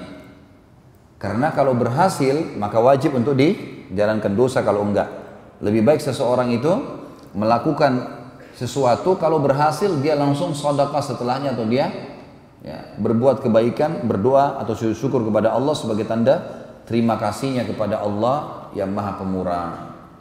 Baik, kita akan tutup teman-teman sekalian pertemuan kita pada malam ini dengan awal munculnya kemusyrikan. Dan itu di tangan seseorang yang bernama Amru bin Luhai. Amru bin Luhai, hafal nama itu, Amru bin Luhai. Nama ini luar biasa ini. Karena baginda Nabi SAW mengatakan apa? Aku diperlihatkan Amr bin Luhai di neraka, isi perutnya keluar sambil dia memegangnya. Kan di neraka orang tidak mati, gitu. Gak ada kematian, jadi dia disiksa sambil dia merasakan walaupun semua tubuhnya terpotong-potong tidak mati. Na'udzubillah minan nar.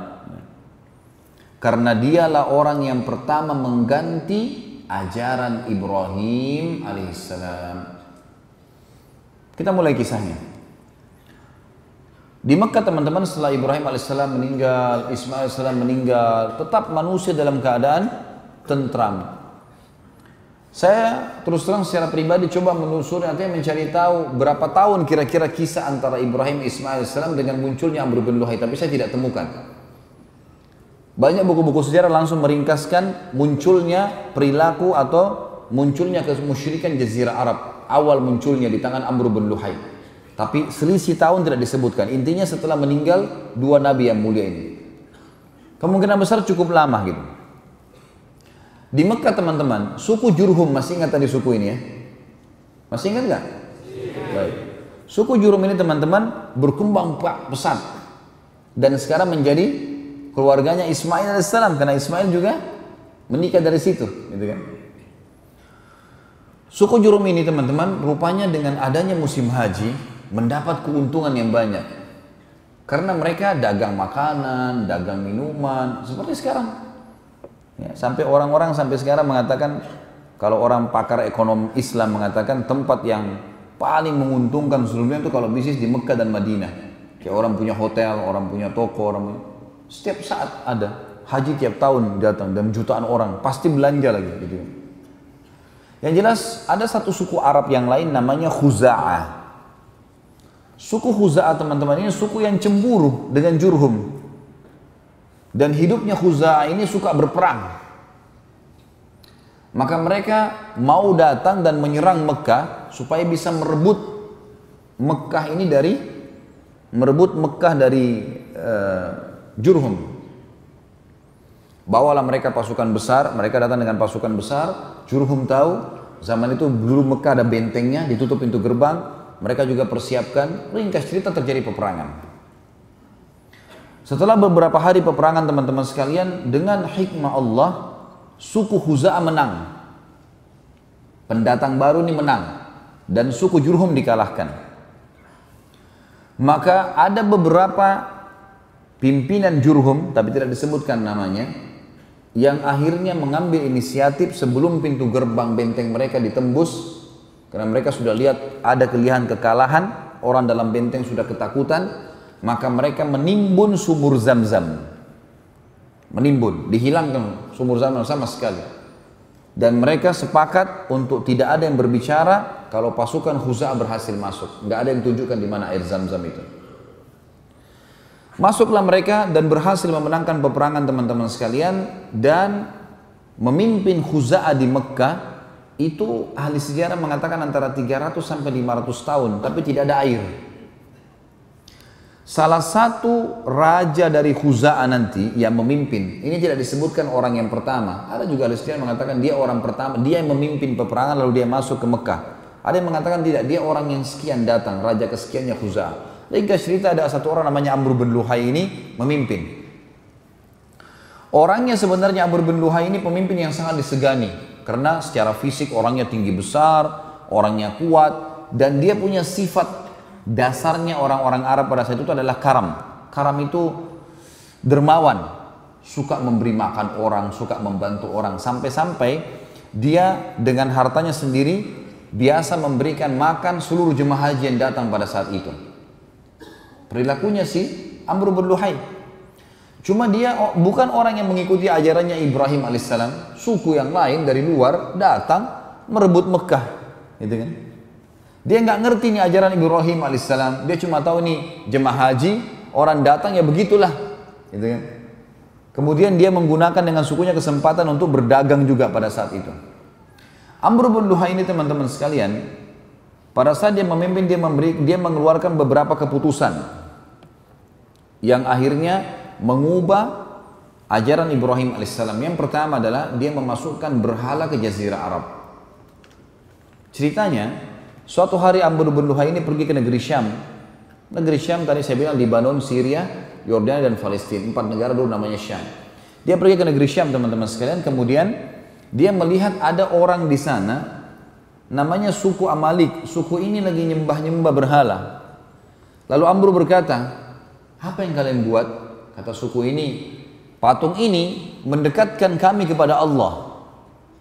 Dan kalau kami butuh apa-apa, kami minta kepada patung ini. Patung ini menurunkan hujan buat kami, menyembuhkan penyakit kami, memberikan keturunan buat kami, dan seterusnya. Amr bin Luhai tertarik dengan itu. Lalu dia bilang, kami di Mekah tidak punya air. Nggak ada air Zam-Zam kan, nggak ada air. Dan ini perkataan dia mengatakan kami di Mekah tidak ada air. Kemungkinan kata ahli sejarah lebih tepat dia adalah bukan raja pertama di Mekah, tapi sudah raja kesekian.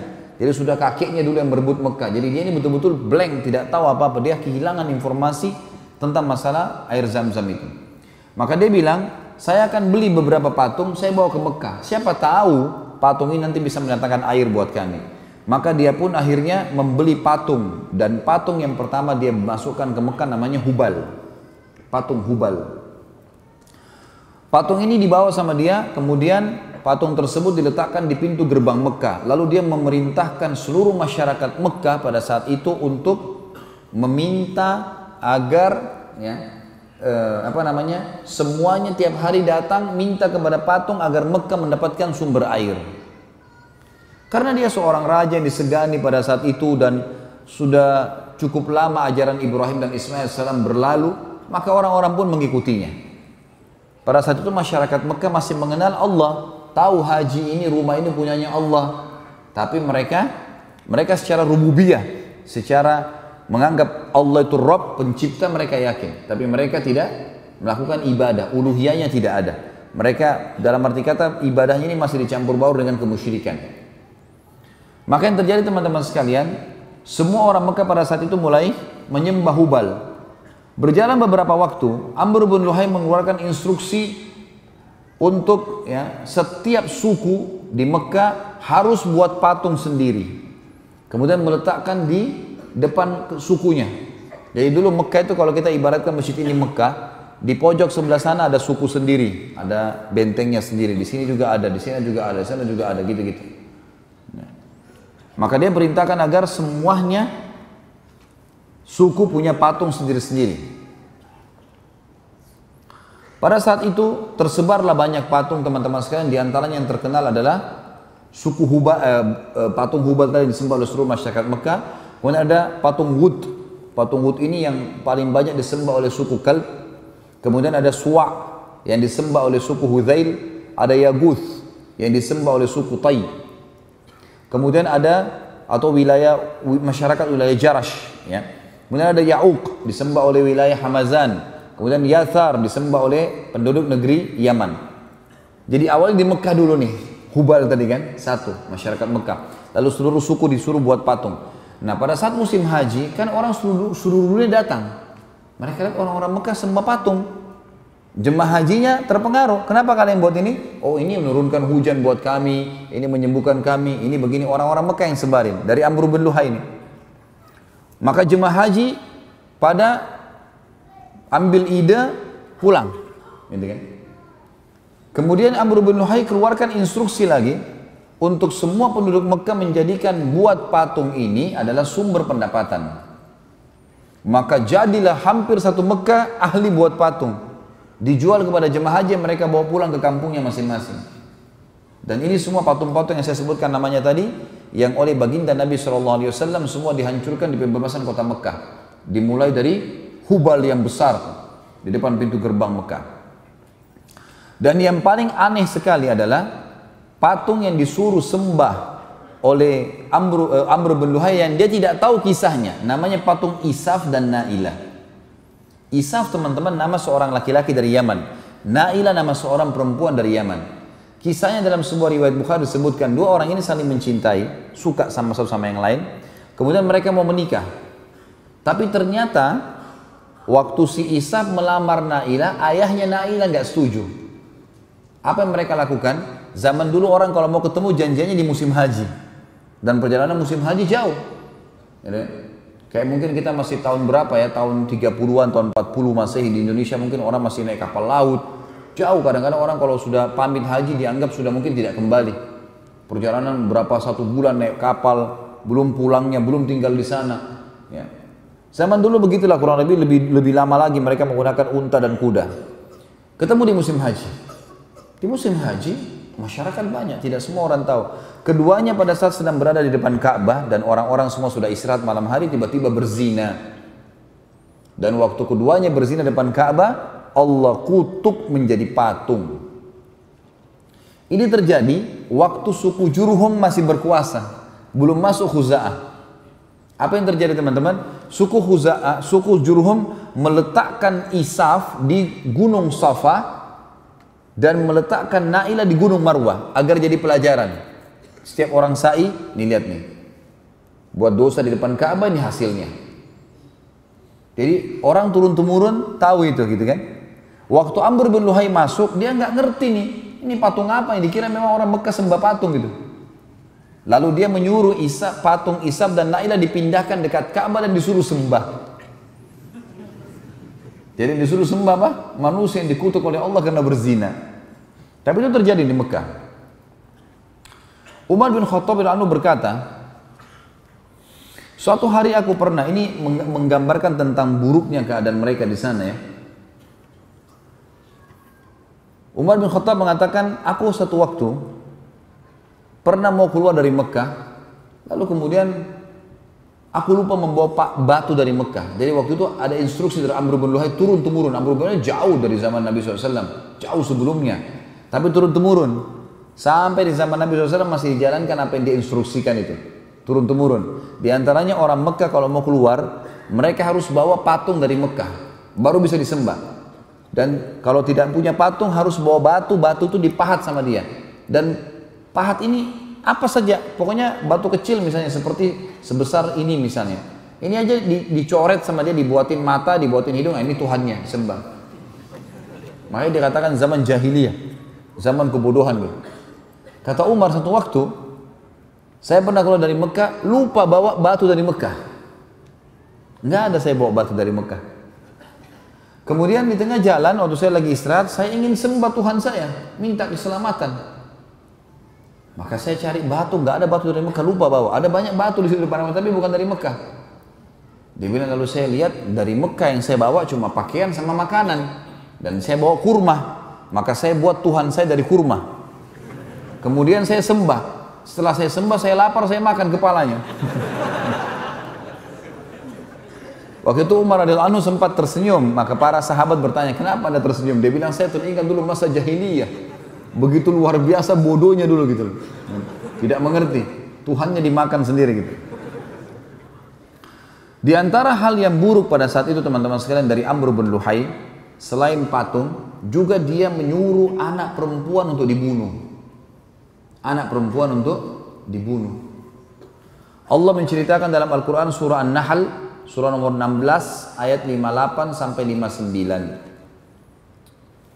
A'udzu billahi minasyaitonir rajim wa idza busyira ahaduhum bil untha dhalla wajhu muswaddan wa huwa kadhim yatawara minal qaumi min su'i ma busyira bih ayumsikuhu ala hunin aw yadussuhu fit turab ala sa'a ma yahkumun.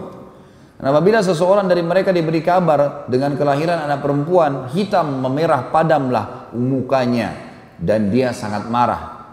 Ia menyembunyikan dirinya dari orang banyak disebabkan buruknya berita yang disampaikan kepadanya. Apakah dia akan memelihara anak perempuan itu dalam keadaan menanggung kehinaan dari masyarakat, ataukah akan menguburkannya ke dalam tanah hidup-hidup? Ketahuilah, alangkah buruklah apa yang mereka tetapkan itu. Di dalam surah Zukhruf, surah nomor 43 ayat 17, Allah yang maha tinggi dan maha purba juga menceritakan tentang masalah ini. A'udzu billahi minasyaitonir rajim. Zukhruf ayat 17. Wa idza busyira ahaduhum bima daraba lirrahmani mathalan dhalla wajhu muswaddan wa huwa kadhim. Padahal apabila salah seorang dari mereka, maksudnya orang-orang Quraisy Mekah, diberi kabar gembira tentang datangnya anak perempuan, maka apa yang mereka jadikan sebagai atau dinisbatkan kepada Allah yang Maha Pemurah, jadilah muka mereka hitam pekat sebab Dia amat menahan sedih. Apa maksudnya di sini teman-teman sekalian? Apa yang mereka nisbatkan kepada Allah Zat Maha Pemurah? Jadi ternyata orang-orang Quraisy itu mengatakan malaikat itu anak perempuannya Allah. Dan Allah pasti tidak mungkin terima. Allah SWT lam yalid wa lam yulad. Allah Esa. Allah tidak butuh dengan semua malaikat, semua makhluknya. Allah tunggal, maha kuat, maha sempurna. Gitu kan. Walam yakul lahu kufuwan ahad. Allahus samad. Jelas. Allah tidak membutuhkan pada siapapun, semua bergantung padanya. Maka pada saat itu Allah mengatakan, padahal apabila salah seorang dari mereka diberikan berita gembira dengan apa yang mereka jadikan sebagai misal bagi Allah yang Maha Pemurah, maksudnya mereka katakan malaikat anak perempuan Allah, lalu mereka kalau dapat anak perempuan mereka malah bermuram, bagaimana bisa mereka menganggap Allah punya anak perempuan, mereka sendiri tidak mau menerima anak perempuan itu? Yang mereka lakukan teman-teman sekalian adalah mereka mengubur anak perempuan itu hidup-hidup, atau mereka harus memeliharanya dalam kondisi mereka malu. Surah Takwir, surah nomor 81 ayat 8. Allah juga mengatakan, A'udzubillahi minasyaitonirrajim, wa idzal mau'udatu su'ilat bi ayyi dzambin qutilat. Dan apabila bayi-bayi perempuan yang dikubur hidup-hidup ditanya karena dosa apa mereka dibunuh. Baik teman-teman sekalian, selanjutnya yang ketiga yang dikerjakan oleh Amr bin Luhai adalah mengubah talbiyah. Mengubah talbiyah. Tentu anak-anak perempuan ada yang hidup di Mekah ya, tapi hidup itu hanya sekitar mungkin kalau dia punya anak 10 misalnya, atau dia punya anak 5, dia berharap anak perempuannya cuma 1, yang lainnya 4 perempuan. Mengubah talbiyah ini, talbiyah yang masyhur di zaman Ibrahim alaihissalam adalah talbiyah yang disyariatkan dalam syariat Nabi Muhammad alaihi wassalatu wassalam. Labbaik Allahumma labbaik, labbaik la syarika laka labbaik, innal hamda wan ni'mata laka wal mulk la syarika lak. Artinya, aku menjawab panggilanmu ya Allah, aku menjawab panggilanmu dengan santun ya Allah. Labbaik, ini kalimat yang baik ya. Makanya teman-teman didik anak-anaknya agar kalau kita panggil dia mengatakan, misal nak sini, labbaik. Kata-kata labbaik ini santun. Dalam orang Arab itu menggunakan untuk, ya saya menjawab panggilanmu dengan santun. Ya. Saya menjawab panggilanmu ya Allah, karena kita di sini mengatakan labbaik Allahumma. Allahumma berarti Allah. Ya Allah, aku menjawab panggilanmu dengan santun. Aku menjawab panggilanmu dengan santun dan tidak ada sekutu bagimu. Sesungguhnya segala puji-pujian dan nikmat serta kerajaan hanya milikmu dan tidak ada sekutu bagimu. Sampai sini adalah talbiyah yang masyru'. Talbiyah yang dianjurkan. Amr bin Luhai datangkan kalimat terakhir ditambahkan illa syarikan huwa lak tamlikuhu wa ma malak. Kecuali sekutu yang kau miliki dan kau kuasai.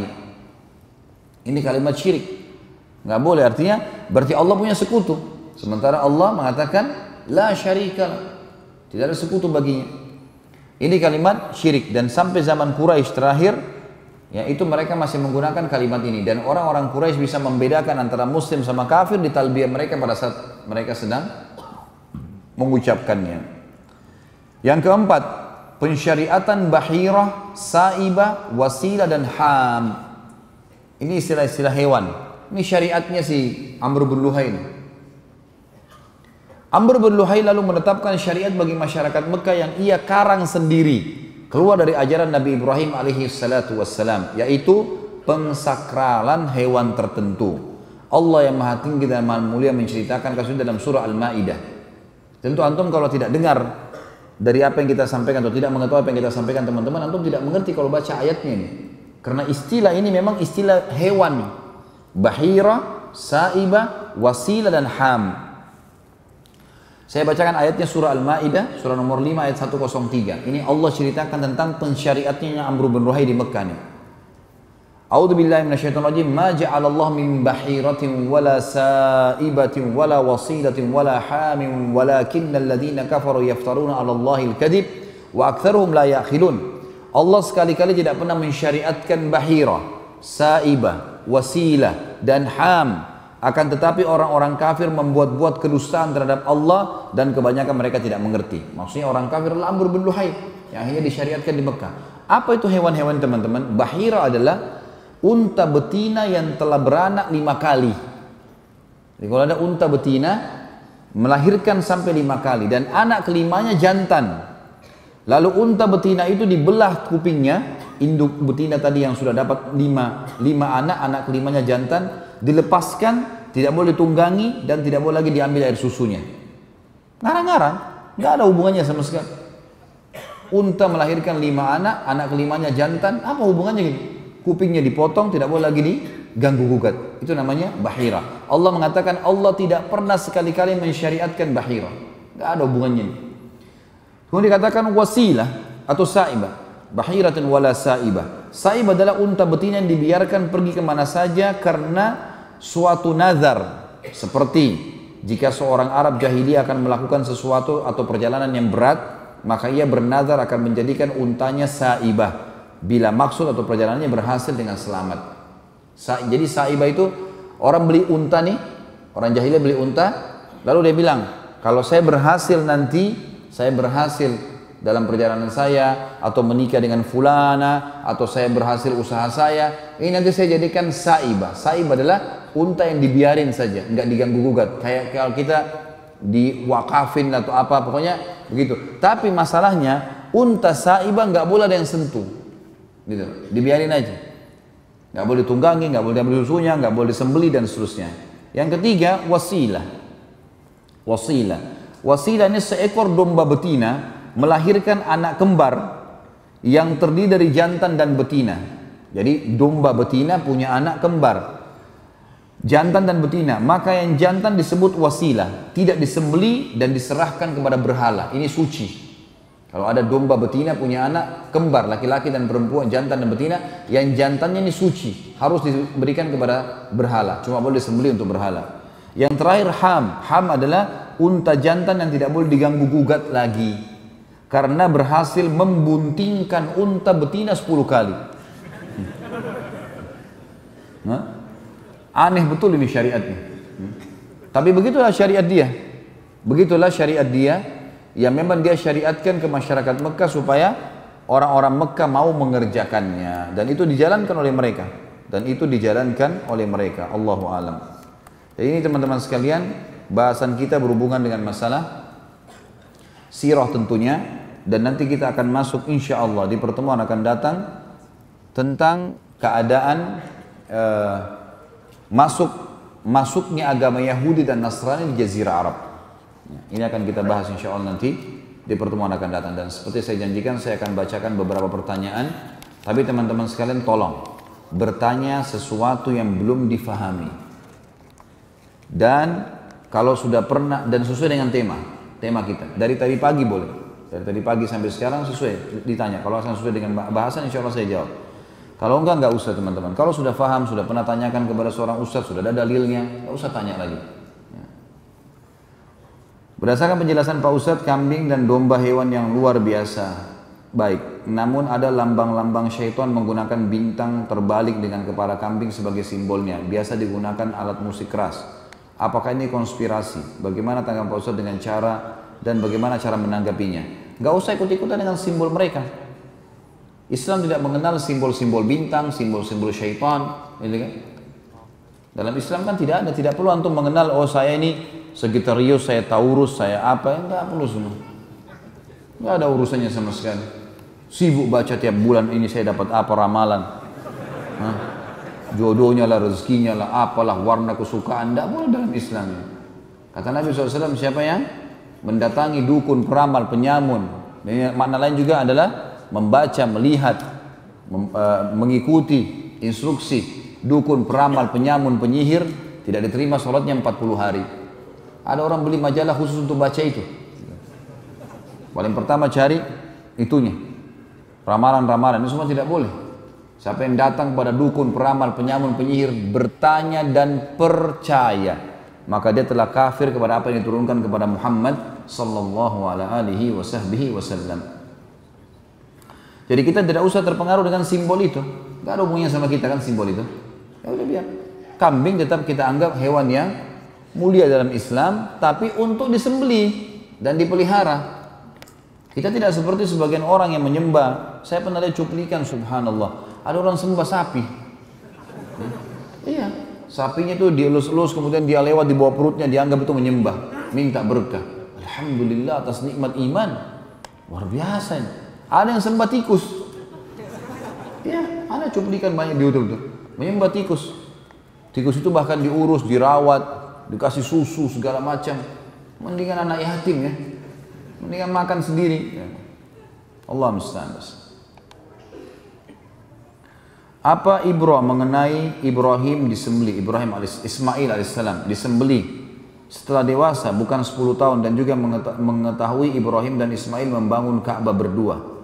Tentu saja itu kuasa Allah subhanahu wa ta'ala. Allah subhanahu wa ta'ala ingin menguji imannya Ibrahim dan Ismail alaihissalam dan berhasil. Sebagaimana Allah sudah punya dalam ayat. Sisi yang lain memang Allah mau syariatkan hukumnya. Kejadian seperti ini kan kejadian besar. otomatis manusia karena tahu kejadian ini maka mereka tertarik untuk mengerjakan gitu kan. Jadi hikmah dari ilahi, hikmah Allah Subhanahu wa taala. Kalau di sini dikatakan dan juga mengetahui Ibrahim dan Ismail membangun Ka'bah berdua, perintah Allah kepada mereka. Karena perintah Allah datangnya untuk mereka berdua. Sebagaimana tadi dalam ayat sudah saya bacakan, saya jelaskan dalilnya tadi. Apakah ada sunnah bapak yang mengunjungi anak dan bukan sebaliknya? Iya, sangat boleh. Tentu saja kalau anak yang mendatangi orang tuanya adalah bagus, bentuk bakti. Tapi bolehkah seorang ayah yang datang mengunjungi anaknya? Boleh sekali. Ibrahim AS melakukan itu. Nggak ada masalah. Nabi SAW pernah mengunjungi rumahnya Zainab radhiyallahu anha, anaknya beliau. Abu Bakar berapa kali mengunjungi rumahnya Aisyah radhiyallahu anha. Banyak, nggak ada masalah. Orang tua mengunjungi rumah anaknya. Malah itu bagus, dia bukakan pintu kebaikan, contoh buat anaknya. Apa batasan muamalah dengan ahli bidah? Apa boleh senyum, salaman, bercanda? Kita lihat dulu teman-teman, bidah apa ini? Jangan sembarangan juga gitu. Ya, karena ada bidah mukaffirah, ada bidah yang sampai pada tingkat mengkafirkan. Seperti misal menyembah-nyembah berhala. Bidah kan berarti perbuatan yang baru gitu kan? Yang Nabi SAW tidak contohkan. Menyembah berhala, minta pakai jim, minta pada kuburan dan seterusnya, itu minta pada kuburannya ya, bukan minta pada Allah. Maka itu adalah mukaffirah, berbahaya. Kalau orang seperti ini diingatkan, dinasihati, diluruskan. Kalau tidak mau ya kita menghindar, menjauh dari dia. Kita menjauh, gitu kan. Kalau itu adalah bid'ah yang sifatnya bukan mukaffirah, dalam arti kata bid'ah yang memang tidak dicontohkan Nabi SAW tapi tidak membawa pada kekufuran, gitu kan. Maka ini tidak harus ditinggalkan. Kita memberikan salam. Kalau orang bersalaman kita salaman sambil kita nasihatin tentunya. Sambil kita nasihatin, doain. Karena ini adalah sesuatu yang dia perlu dakwah. Insya Allah kalau kita niatnya baik mereka akan bisa berubah.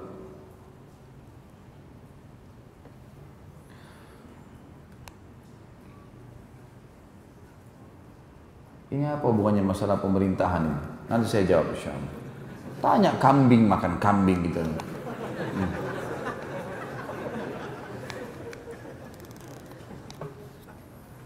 Ustadz, setelah daurah iman saya meningkat, apa bisa jadi kesyirikan? Kenapa syirik? Iman kepada Allah, malah itu bagus ya. Tujuannya memang itu, nggak ada hubungannya sama sekali. Ya. Dan justru tujuan majelis ilmu itu aneh-aneh saja.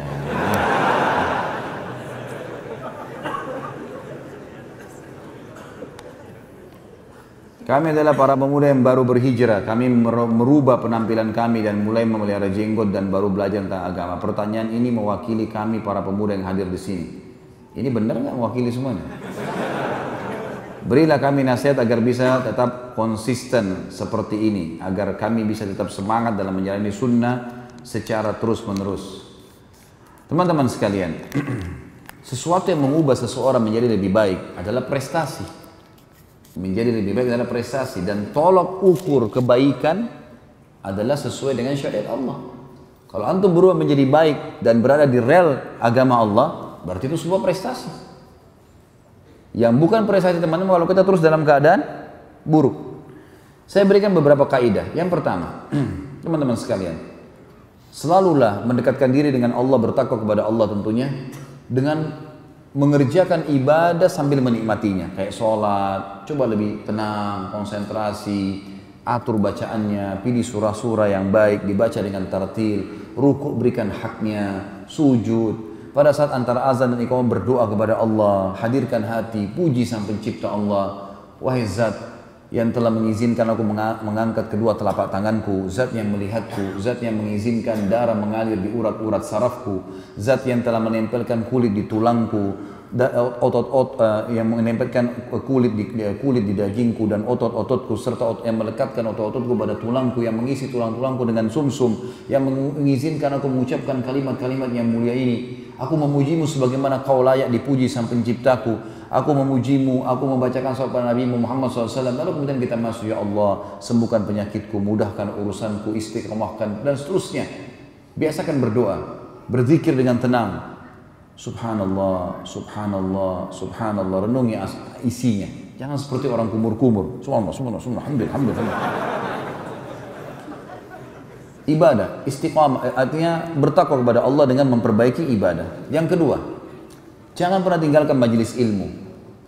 Ilmu teman-teman, yang membuat, sekarang saya tanya, jujur jawab apa adanya, bukan karena saya, siapapun yang hadir teman-teman. Kalau seseorang dai datang menyampaikan sesuai dengan Al-Quran dan Sunnah, demi Allah iman antum bertambah. Gak mungkin tidak. Sama gak imannya sebelum hadir dengan sudah hadir? Hah? Beda, pasti beda. Karena yang kita dapatkan memang wahyu, dan targetnya memang mengubah, menambah keimanan. Maka majelis ilmu harus teman-teman, gak bisa enggak. Gak boleh ada hari tanpa ilmu ini. Yang ketiga, atur sebuah kaidah penting. Dalam jiwa kita ada hal yang berpengaruh. Perasaan dan akal. Perasaan dan akal. Jadikan perasaan antum tunduk dengan akal. Jadi gini, misal perasaan antum ingin sekali makan bakso tapi di Jawa Timur. Perasaannya begitu. Hadirkan perasaan itu dengan akal, fikir. Nanti akal itu fungsinya teman-teman. Kalau kita hadirkan sesuatu dengan akal, kita coba fikirkan, akal itu akan memberikan banyak opsi. Tapi jauh. Biayanya, waktunya, udahlah makan bakso di sini aja di Balikpapan. Akal akan biar begitu. Lalu akal dikontrol oleh syariat. Jadi perasaan ditundukkan dengan akal, dikontrol dengan akal. Setiap ada perasaan apapun, kontrol dengan akal. Nanti akal majukan ke syariat. Seseorang anaknya meninggal, perasaannya sedih. Hadapkan itu dengan akal. Fikir, maka akal akan memberikan opsi. Ini sudah mati, mau nangis, mau teriak, nggak bisa hidup. Harusnya begini, harusnya begitu. Lalu akal dikontrol dengan syariat. Ini penting kaidahnya. Ini teman-teman kalau antum jadikan prinsip hidup akan sangat memecahkan banyak masalah. Kadang-kadang kita terbawa perasaan mengalahkan akal, mengalahkan syariat. Kita kalau dipanggil berjihad misalnya, perasaan kita mengatakan, aduh malam, gelap, nanti gini, nanti begitu. Akal, tapi ini peluang, kapan lagi bisa terulang? Akal akan memberikan opsi. Hubungkan dengan syariat. Oh kalau saya mati saya akan masuk surga tanpa hisab dan akan aman semua. Yang keempat, bentuk komunitas. Komunitas harus bersama dengan teman-teman yang sama. Kita kalau berteman dengan orang yang azan ke masjid, kita akan selalu ke masjid kan? Kalau antum mau berprestasi teman-teman, berteman dengan orang-orang prestasi. Kita kalau berteman misal contoh urusan dunia dengan pengusaha, 10 orang semua teman kita pengusaha. Kita sedikit banyaknya kan terpengaruh dengan mereka. Karena mereka tiap hari bicara, kita ambil barang dari mana, modalnya bagaimana. Kita awalnya mungkin kikuk kalau nggak pernah usaha, tapi lama-lama kita akan terbiasa. Kalau antum berteman dengan pengangguran, jadi kita jadi pengangguran juga karena tiap hari mereka berlihai-lihai, malas-malas, orang mau kerja, untuk apa kerja, di sini aja ngopi, duduk sini main catur. Apa manfaatnya main catur? Oh jadi ahli perang. Memangnya kuda di medan perang bisa jalan L? Dari mana itu? Ngarang-ngarang. Strategi perang, angkat pedang, belajar, itu benar. Lempar tombak, bukan main itu. Buang-buang waktu berjam-jam di pinggir jalan, tidak ada manfaatnya. Gitu.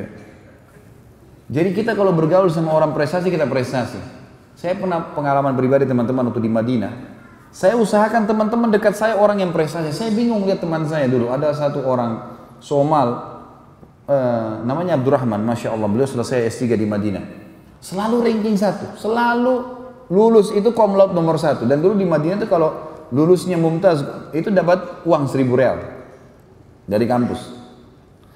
Saya lihat orang ini, apa kelebihannya orang ini? Akhirnya saya lakukan 2 hal. Yang pertama, saya coba mau ikutin. Saya bilang sama dia, akhi, ba'da sholat, nanti habis sholat isya ke kamar saya mau hidangkan teh, kita duduk ngobrol-ngobrol. Dia bilang, iya taib, datang, karena dia kenal saya gitu. Di kamar ini saya sudah siapin teh, sudah siapin biskuit, dan saya siapin kertas sama pulpen mau nyatat. Dia mau bicara apa? Ini orangnya komplot nomor 1, pasti bicaranya ilmu terus gitu. Begitu masuk di kamar saya, 2 jam duduk bicaranya masalah nikah. Lah iya. Waktu itu kami masih bujang. Nanti kalau anak menikah sama ini perempuan begini, hak mubah bicara masalah hukum syari, tapi 2 jam ini bicara. Saya pikir tadi mungkin kita kembali ke rujukan kitab ini, syekh ini, buku ini, tulisan begini di halaman sekian. Saya udah nggak ada tulisan. Tapi saya juga nggak ngorek, biarin aja. Besok saya undang lagi yang kedua kali. Sama lagi. Ini berarti orang ini biasa. Saya ubah sekarang. Saya coba ke kamarnya. Disambut sama dia, ahlan gini, cerita masalah negaranya. Nggak ada bicara masalah. Ini kita 14 mata pelajaran. Semuanya nilainya dia 190, 199, 90. Nilainya luar biasa. Apa sih prestasinya orang ini? Saya lakukan yang kedua. Di kampus, di kelas. Dia jalan, saya jalan sama-sama. Begitu masuk kelas, sebutlah satu kelas sama saya. Saya dapat rahasianya di situ ternyata teman-teman sekalian. Jadi ini kita lihat orang yang berhasil, ikutin, coba lihat hasilnya luar biasa. Saya lihat di kelas, dia kalau masuk dosen, 5 dosen satu hari, dia duduk, dia ambil meja itu dia duduk di depan sekali. Kalau dosen sudah datang, lalu kemudian dia konsentrasi. Banyak teman-teman nggak perhatikan karena saya memang kejarnya mau target dia, saya duduk di belakangnya. Saya lihat orang ini buat apa? Diambil pulpen sama kertas, dosen ngomong. Masuk materi usul fikih misalnya, dijelaskan tentang perkataan Imam Malik, ya, perkataan ahli Madinah bisa jadi hujjah dan seterusnya, ditulis sama dia. Setiap syekhnya sudah jelaskan sesuatu, dia bilang, sebentar syekh, yang anda jelaskan tadi itu seperti ini kah maksudnya? Ini yang saya fahamin. Tak diterangin sama dia. Setelah itu dia bilang, benar nggak syekh? Syekhnya bilang benar, sudah begitu yang saya maksudkan. Tapi dia pakai terangkan dengan caranya dia. Baik, kalau saya jawab ujian begitu bisa nggak? Bisa. Oke, baik, jalan. Jadi dia ini di kelas teman-teman seperti dia sama dosen saja. Yang lain ini tidak dipedulikan sama dia belajar, tanya terus. Di belakang ada yang tidur, di sana ada yang tidur. Dan subhanallah, karena dia buat itu, jadi dia tulis di bukunya seperti apa yang dia fahamin dan dosen sudah ACC kan. Itu subhanallah, hari ujian, buku tulisnya difotokopi sama orang-orang.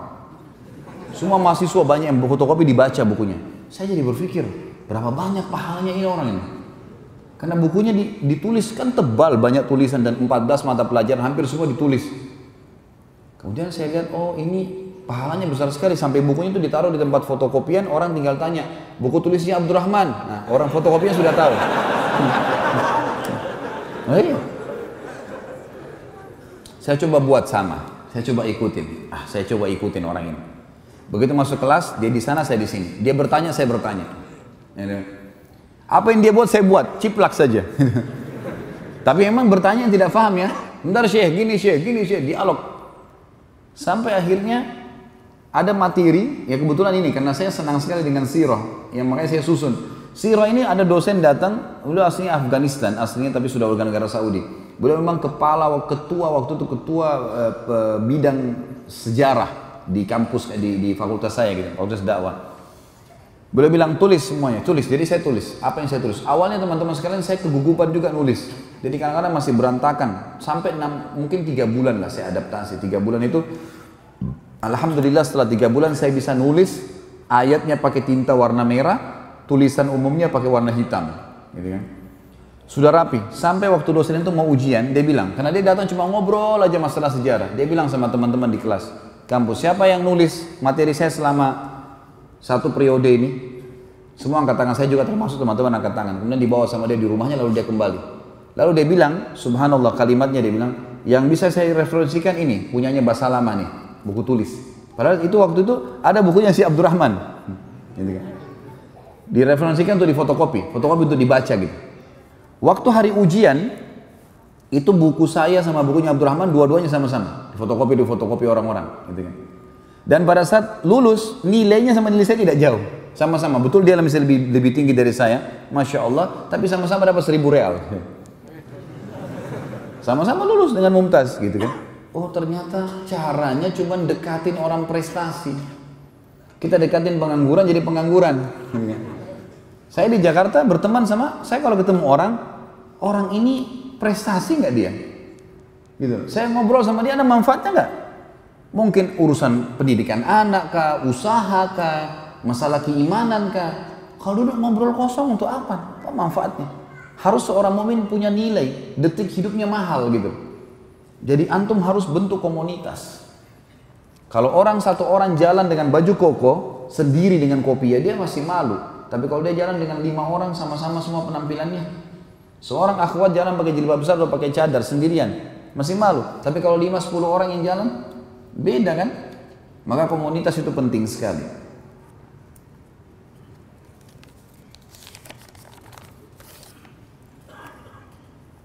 Bila dulu Rasulullah SAW melakukan hijrah perpindahan tempat dari Mekah ke Madinah dengan konsep membentuk lingkungan Islam hanya harus melakukan ekspansi dakwah. Apa kita sekarang meniru apa yang dicontohkan Rasulullah SAW, mau bimbingan aplikatifnya di zaman kita sekarang? Karena banyak fitnah akhir zaman dan media merusak pemikiran umat Islam. Sebenarnya kita belum bicara tentang Rasulullah SAW ya. Ini nanti akan ada nanti. Kita akan bicara panjang lebar tentang hijrah Nabi SAW, hikmah-hikmahnya, banyak pelajaran yang kita bisa ambil. Saya kasih garis besarnya.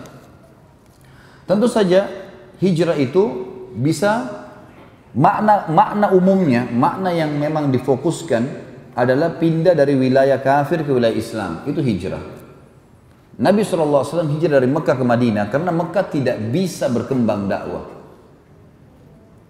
Saya sempat singgung tadi pagi dan sekarang saya ingatkan kembali, 13 tahun dakwah Nabi SAW di Mekah, teman-teman sekalian, itu yang beriman kepada Nabi cuma 153 orang. 83 orang itu hidup di negeri Habasyah, 70-nya itu hidupnya di Mekah bersama Nabi SAW. Jadi 69, 70 sama Nabi SAW.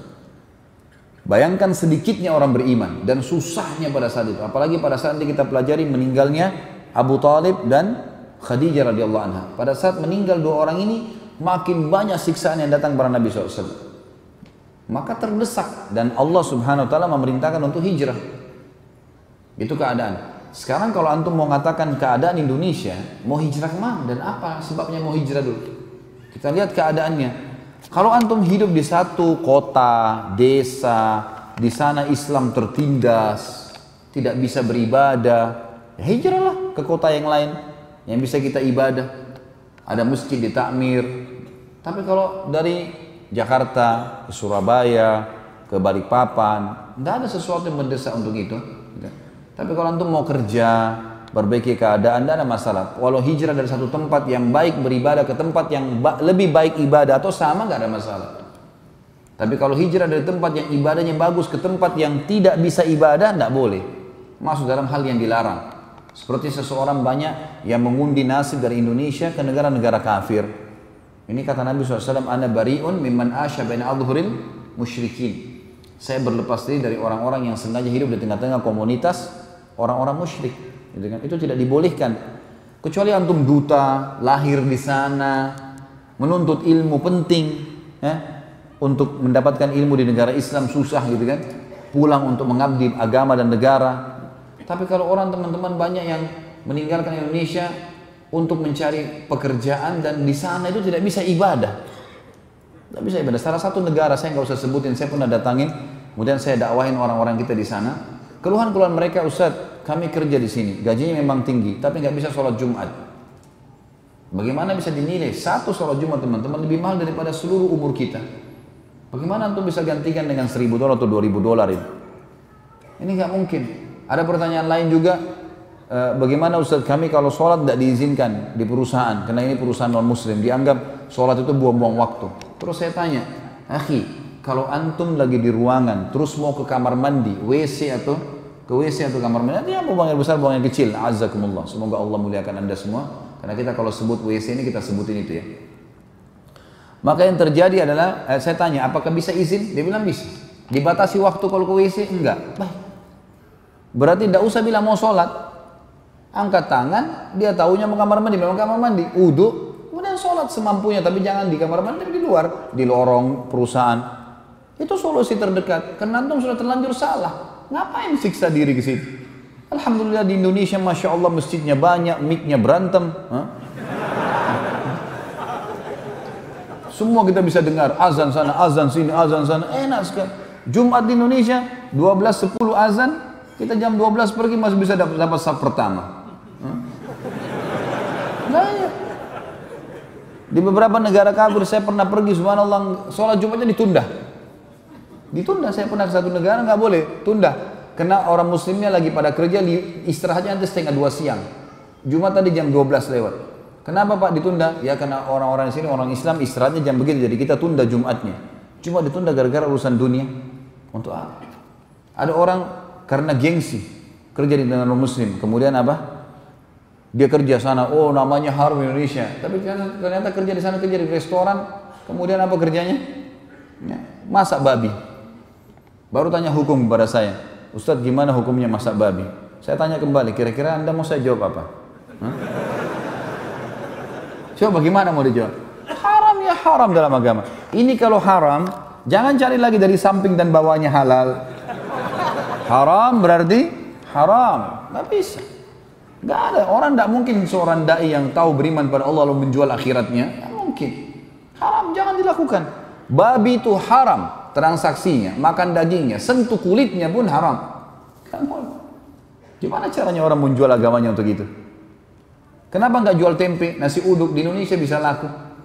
Di Jakarta Masya Allah saya masuk di gang-gang, ya, di daerah Jakarta Timur, gang-gang kecil, orang hidup, bertetangga kecil-kecil, jual gorengan depan rumahnya laku, hidup.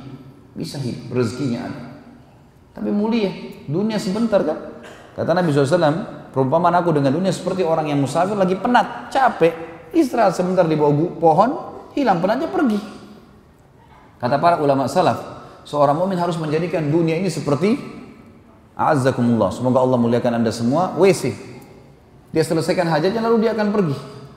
Jangan jadikan sebagai target. Kita boleh nikmatin, mobil bagus, rumah bagus, makanan enak iya, tapi bukan target. Karena tidak ada yang dibawa semuanya. Baju bermerek, tas bermerek, mobil mewah, nggak ada yang dibawa ke liang lahat. Semua ditinggal, gitu kan? Yang kita bawa amal kita. Orang mukmin tahu masalah itu dan ini merupakan ketenangan jiwa. Kalau kita tanamkan dalam hati kita ini ketenangan jiwa. Jadi tidak ada lihat hijrahnya apa dulu nih, gitu kan? Sesuaikan dengan keadaan dan hukum syar'i yang semestinya. Setelah mendengar penjelasan Ustadz, kami menjadi faham mana yang benar dan salah. Semoga saja Allah mengikhlaskan dan itu memang benar sesuai dengan yang Allah inginkan. Pertanyaan, pada peristiwa penyembelihan dijelaskan bahwa umur Ismail AS 40 tahun. Berdasarkan firman Allah, Allah memerintahkan Ibrahim menyembelih anaknya. Perbedaan antara umur Ismail AS dengan Ishak AS 10 tahun. Jika demikian, maka anak Nabi Ibrahim AS 2 orang. Maka mengapa yang disembelih Ismail AS? Kenapa bukan Ishak AS? Perintah Allah.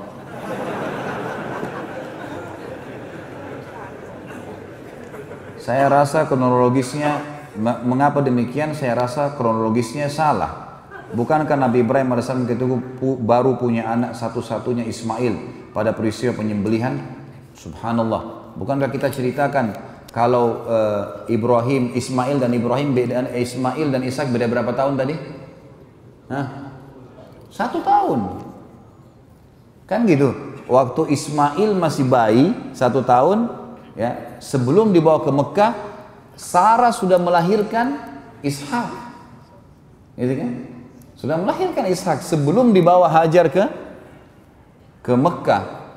Berarti dikatakan sejarah 10 tahun ini perlu diteliti lagi kembali. Gitu kan? Dan kenapa Ismail? Hikmah Allah. Karena Ismail dulu di Mekah, Ishak di Palestina dengan ibunya. Terus Nabi Ishak punya kisah sendiri ya. Panjang kisah Nabi Ishak itu. Ada kisah riwayat sendiri. Nanti akan ada insya Allah dalam serial Nabi-Nabi. Ishak nanti punya anak Yakub, Yakub punya anak Yusuf. Diceritakan panjang lebar kan? Kisah Nabi Yusuf alaihissalam itu kisah sendiri. Kita belum masuk ke sana karena kita ceritain Mekah. Gitu kan? Jadi itu hikmah dari Allah Subhanahu Wa Taala. Nanti akan kita juga pelajari ke depannya ada sabda Nabi SAW yang mengatakan, Ana ibnu dzabihain. Saya anak dari 2 orang yang akan disembelih dan tidak jadi. Nanti akan ada kisah Abdullah, ayah Nabi SAW yang tidak jadi disembelih oleh ayahnya Abdul Muttalib. Dan juga Ismail yang tidak jadi disembelih oleh Ibrahim alaihissalam. Maka di sini Nabi SAW mengatakan saya anak keturunan dari 2 orang yang tidak jadi disembelih.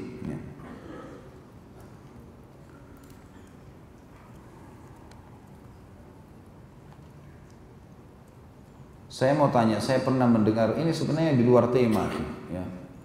Saya pernah mendengar kajian sunnah di YouTube. Ustaz tersebut menyatakan bahwa orang yang mengaku keturunan Rasulullah SAW di Indonesia nasabnya terputus dari Ali Al-Muhajir, Ahmad bin Isa Rumi. Apakah benar demikian Ustaz? Saya telusuri di internet, Ali Al-Munajir adalah keturunan Husain radhiyallahu anhu. Dan siapa sebenarnya Ali Al-Muhajir itu? Mohon penjelasannya. Allahu a'lam. Saya tidak ada ilmu di situ. Kalau untuk apakah terputus jalur nasabnya sampai Ali Al-Muhajir, Allahu a'lam. Tapi yang saya tahu, memang ada keturunan Nabi SAW. Kita diantara salawat yang kita baca apa? Allahumma salli ala Muhammadin wa azwajihi wa dhurriyyatihi. Kama sallaita ala ali Ibrahim innaka Hamidum Majid. Wa barik ala Muhammadin wa azwajihi wa dhurriyyatihi kama barakta ala ali Ibrahim innaka Hamidum Majid. Itu riwayat sahih. Ya Allah berikanlah salam dan kesejahteraan kepada Nabi SAW dan istri-istri juga keturunannya. Sama juga kita mengatakan Allahumma salli ala Muhammadin wa ala ali Muhammadin. Sama al Muhammad adalah istri dan keturunannya, gitu kan? Jadi ini semua kita mengucapkan memang itu. Tapi masalah kasus di Indonesia terputus, saya tidak pernah tahu itu. Allahu a'lam, saya tidak masuk ke alam itu. Tapi yang saya tahu bahwasanya ada beberapa teman-teman dari Saudi pernah datang dan mereka menelusurin, memastikan jalur-jalur nasab mereka di beberapa orang-orang di Indonesia. Ya, Allahu a'lam. Yang jelas saya tidak tahu pastinya ya. Cuma keturunan Nabi SAW ada. Ini sama kurang lebih. Mohon bimbingan untuk bisa sungguh dalam mentauhidkan Allah dari hidup dan bahaya fitnah. Sama tadi poin yang saya jelaskan tadi ya. Beberapa cara untuk istiqamah.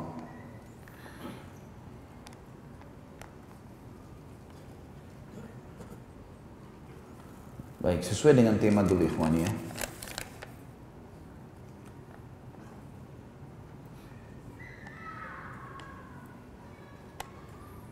Ustaz mohon nasihat antum untuk ana dan mungkin untuk kawan-kawan yang lain juga. Ana pedagang, ana tutup usaha 1 harian ini untuk bisa ikut daurah ini. Apa yang mau dinasihati maksudnya? Baik atau enggak gitu? Baiklah. Ya, Masya Allah bagus untuk ilmu. Apalagi antum cuma sebulan sekali kan ini ya acara kita ya. Ya insya Allah ada manfaatnya. Mudah-mudahan antum malah dengan hadir majelis ilmu Allah berkahi dagangnya insya Allah.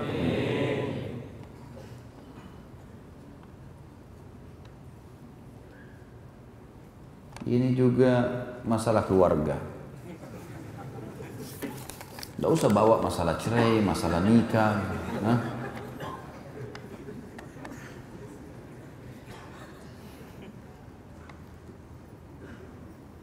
Apa hukumnya apabila memotong kambing tapi niatnya buat orang yang sudah meninggal? Ini umumnya ulama membolehkan. Sembelihan yang diniatkan masuk dalam ibadah umumnya yang bisa sampai kepada orang yang sudah meninggal. Allahu a'lam. Apa hukumnya bila seorang ayah, bapak belum sempat mengakikahkan anaknya dan bapaknya meninggal lebih dulu? Tentu saja kalau dia tidak tahu hukumnya, gugur. Atau dia tidak mampu. Dan ulama menjadi 2 pendapat. Pendapat pertama mengatakan, kalau lewat hari ke-7, sudah nggak ada lagi akikah. Karena riwayat yang paling kuat adalah 7 hari. Ibnu Qayyim mentarjih menguatkan hadis Tirmidzi tentang masalah bolehnya akikah di hari ke-7, 14 dan 21. Mentarjih. Ibnu Qayyim menyebutkan masalah itu. Dan beliau menyebutkan dengan sangat jelas tentang bolehnya diakikah di 3 waktu itu. Walaupun riwayat yang paling sahih adalah 7 hari. Diberikan nama, disembelihkan dan seterusnya. Dan Ibnu Qayyim juga menyinggung dan dipegang oleh para ulama dari pendapat beliau bahwasanya bolehnya mengakikahkan diri sendiri kalau tidak sempat orang tua mengakikahkan dirinya. Karena ada hadis Nabi SAW riwayat Bukhari yang berbunyi, kullu maurudin marhunatun. Ya. Semua orang yang lahir itu tergadaikan jiwanya bi akikatihi, dengan akikahnya. Jadi sabda Nabi SAW ini seakan-akan memang tidak ada batas umur, karena semua yang lahir terikat dengan akikahnya.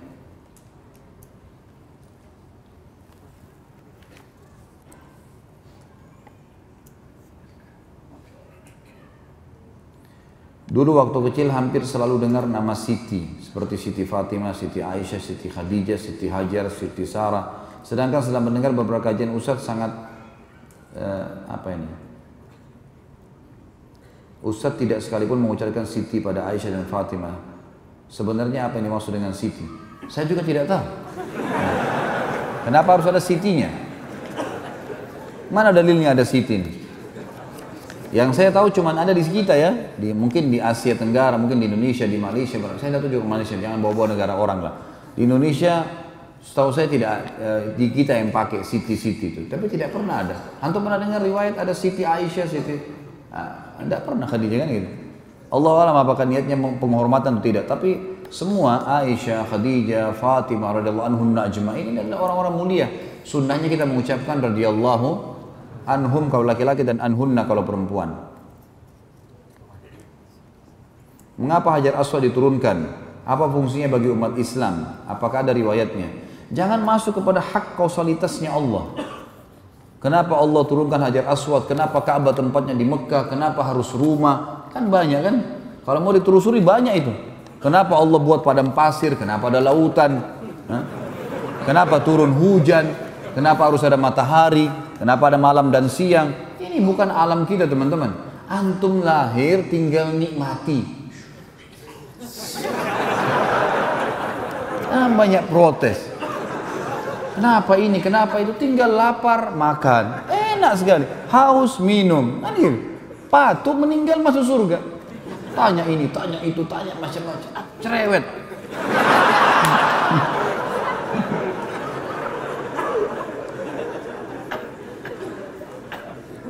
Baik, mungkin ini saya teman-teman sekalian. Di sini ada disebutkan juga bagaimana hukumnya kita sholat di masjid yang bukan sunnah, apalagi disuruh jadi imam. Apa solusinya? Ada masalah. Kenapa? Kecuali kalau masjid itu ada kuburannya, ya, yang jelas-jelas dilarang. Ulama fikih membahas tentang masalah apa hukumnya sholat di belakang imam yang majhulul hal. Majhulul hal ini antum nggak tahu siapa orang ini imamnya, tapi antum masuk masjid sudah sholat dia. Sah sholatnya, karena kita tidak tahu. Tapi kalau antum tahu jelas orang ini orang berbuat kemusyrikan, orang ini melakukan hal-hal yang memang jauh dari agama, kalau majhul hal itu bisa saja dia ahli maksiat atau orang fasik atau masih ada pelanggaran agama, yang insya Allah pelanggaran agama itu masih bukan hal yang membawa pada kekufuran, gitu kan? Kalau antum dapat sebuah tempat yang alhamdulillah antum bisa lebih tenang, masjidnya sesuai dengan sunnah, alhamdulillah. Apalagi kalau antum disuruh jadi imam itu positif, tunjukkan imam. Lakukan seluruh sunnah Nabi SAW dengan suara yang bagus, dengan sholat yang benar. Zikir habis sholat pun itu bukan menghilangkan suara ya. Zikir habis sholat itu boleh mengeraskan suara, tapi secara individual, gitu kan? Sesuai dengan riwayat Ibnu Umar radhiyallahu anhu yang mengatakan, aku mengetahui dalam riwayat Bukhari, aku mengetahui kalau sholat sudah selesai di masjid di zaman Nabi SAW, kalau aku mendengarkan suara zikir mereka, gitu kan? Kata Syekh Utsaimin rahimahullah, kita harus meluruskan pemahaman sebagian ikhwah atau sebagian thalabul ilm yang mereka menganggap habis sholat tidak ada suara sama sekali. Dan mereka harus kembali kepada riwayat Ibnu Umar. Jadi kita harus kembali, tapi memang tidak dilakukan secara rame-rame. Imamnya baca sendiri, mungkin dia mau baca ayat kursi, sana mau baca al-ikhlas, sana mau baca subhanallah. Berikan kebebasan orang untuk melakukannya. Allahu a'lam. Mungkin seperti itu teman-teman sekalian. Insyaallah masih ada pertemuan sekali lagi besok subuh. Semoga saja apa yang kita bahas pada hari ini bermanfaat buat kita semua dan dijadikan sebagai tambahan amal kita pada hari kiamat. Semoga semua amal yang pernah kita kerjakan diterima oleh Sang Pencipta Allah. Semua dosa-dosa yang pernah kita kerjakan diganti dengan kemahamurahannya menjadi pahala, dan semoga saja sisa umur kita diisi keberkahan, panjangan umur, berkah di harta, di keluarga, di ilmu, dan puncaknya nikmat Allah pada kita. Insya Allah kita dimasukkan ke surga Firdaus tanpa hisab. Dan selalu kita doakan saudara kita di Palestina, di Syria, di Yaman, di Irak, di Myanmar, di Ahsa, dimanapun mereka berada yang sedang tertindas. Semoga Allah ikhlaskan niat mereka, terima para syuhada mereka, muliakan Islam di tangan mereka, dan juga semoga Allah partisipasikan kita bersama mereka di pahala, baik dengan doa, dengan harta, juga dengan jiwa kita. Dan semoga Allah dengan kemahamurahnya menyatukan kita semua di surga Firdaus tanpa hisab, semana ia satukan kita di majlis ilmu yang mulia ini. Kalau ada benar dari Allah, pada dasar dari saya mohon dimaafkan. Subhanakallahumma wa bihamdika, asyhadu an la ilaha illallah, astaghfirullah wa atubu ilaik. Wassalamualaikum warahmatullahi wabarakatuh.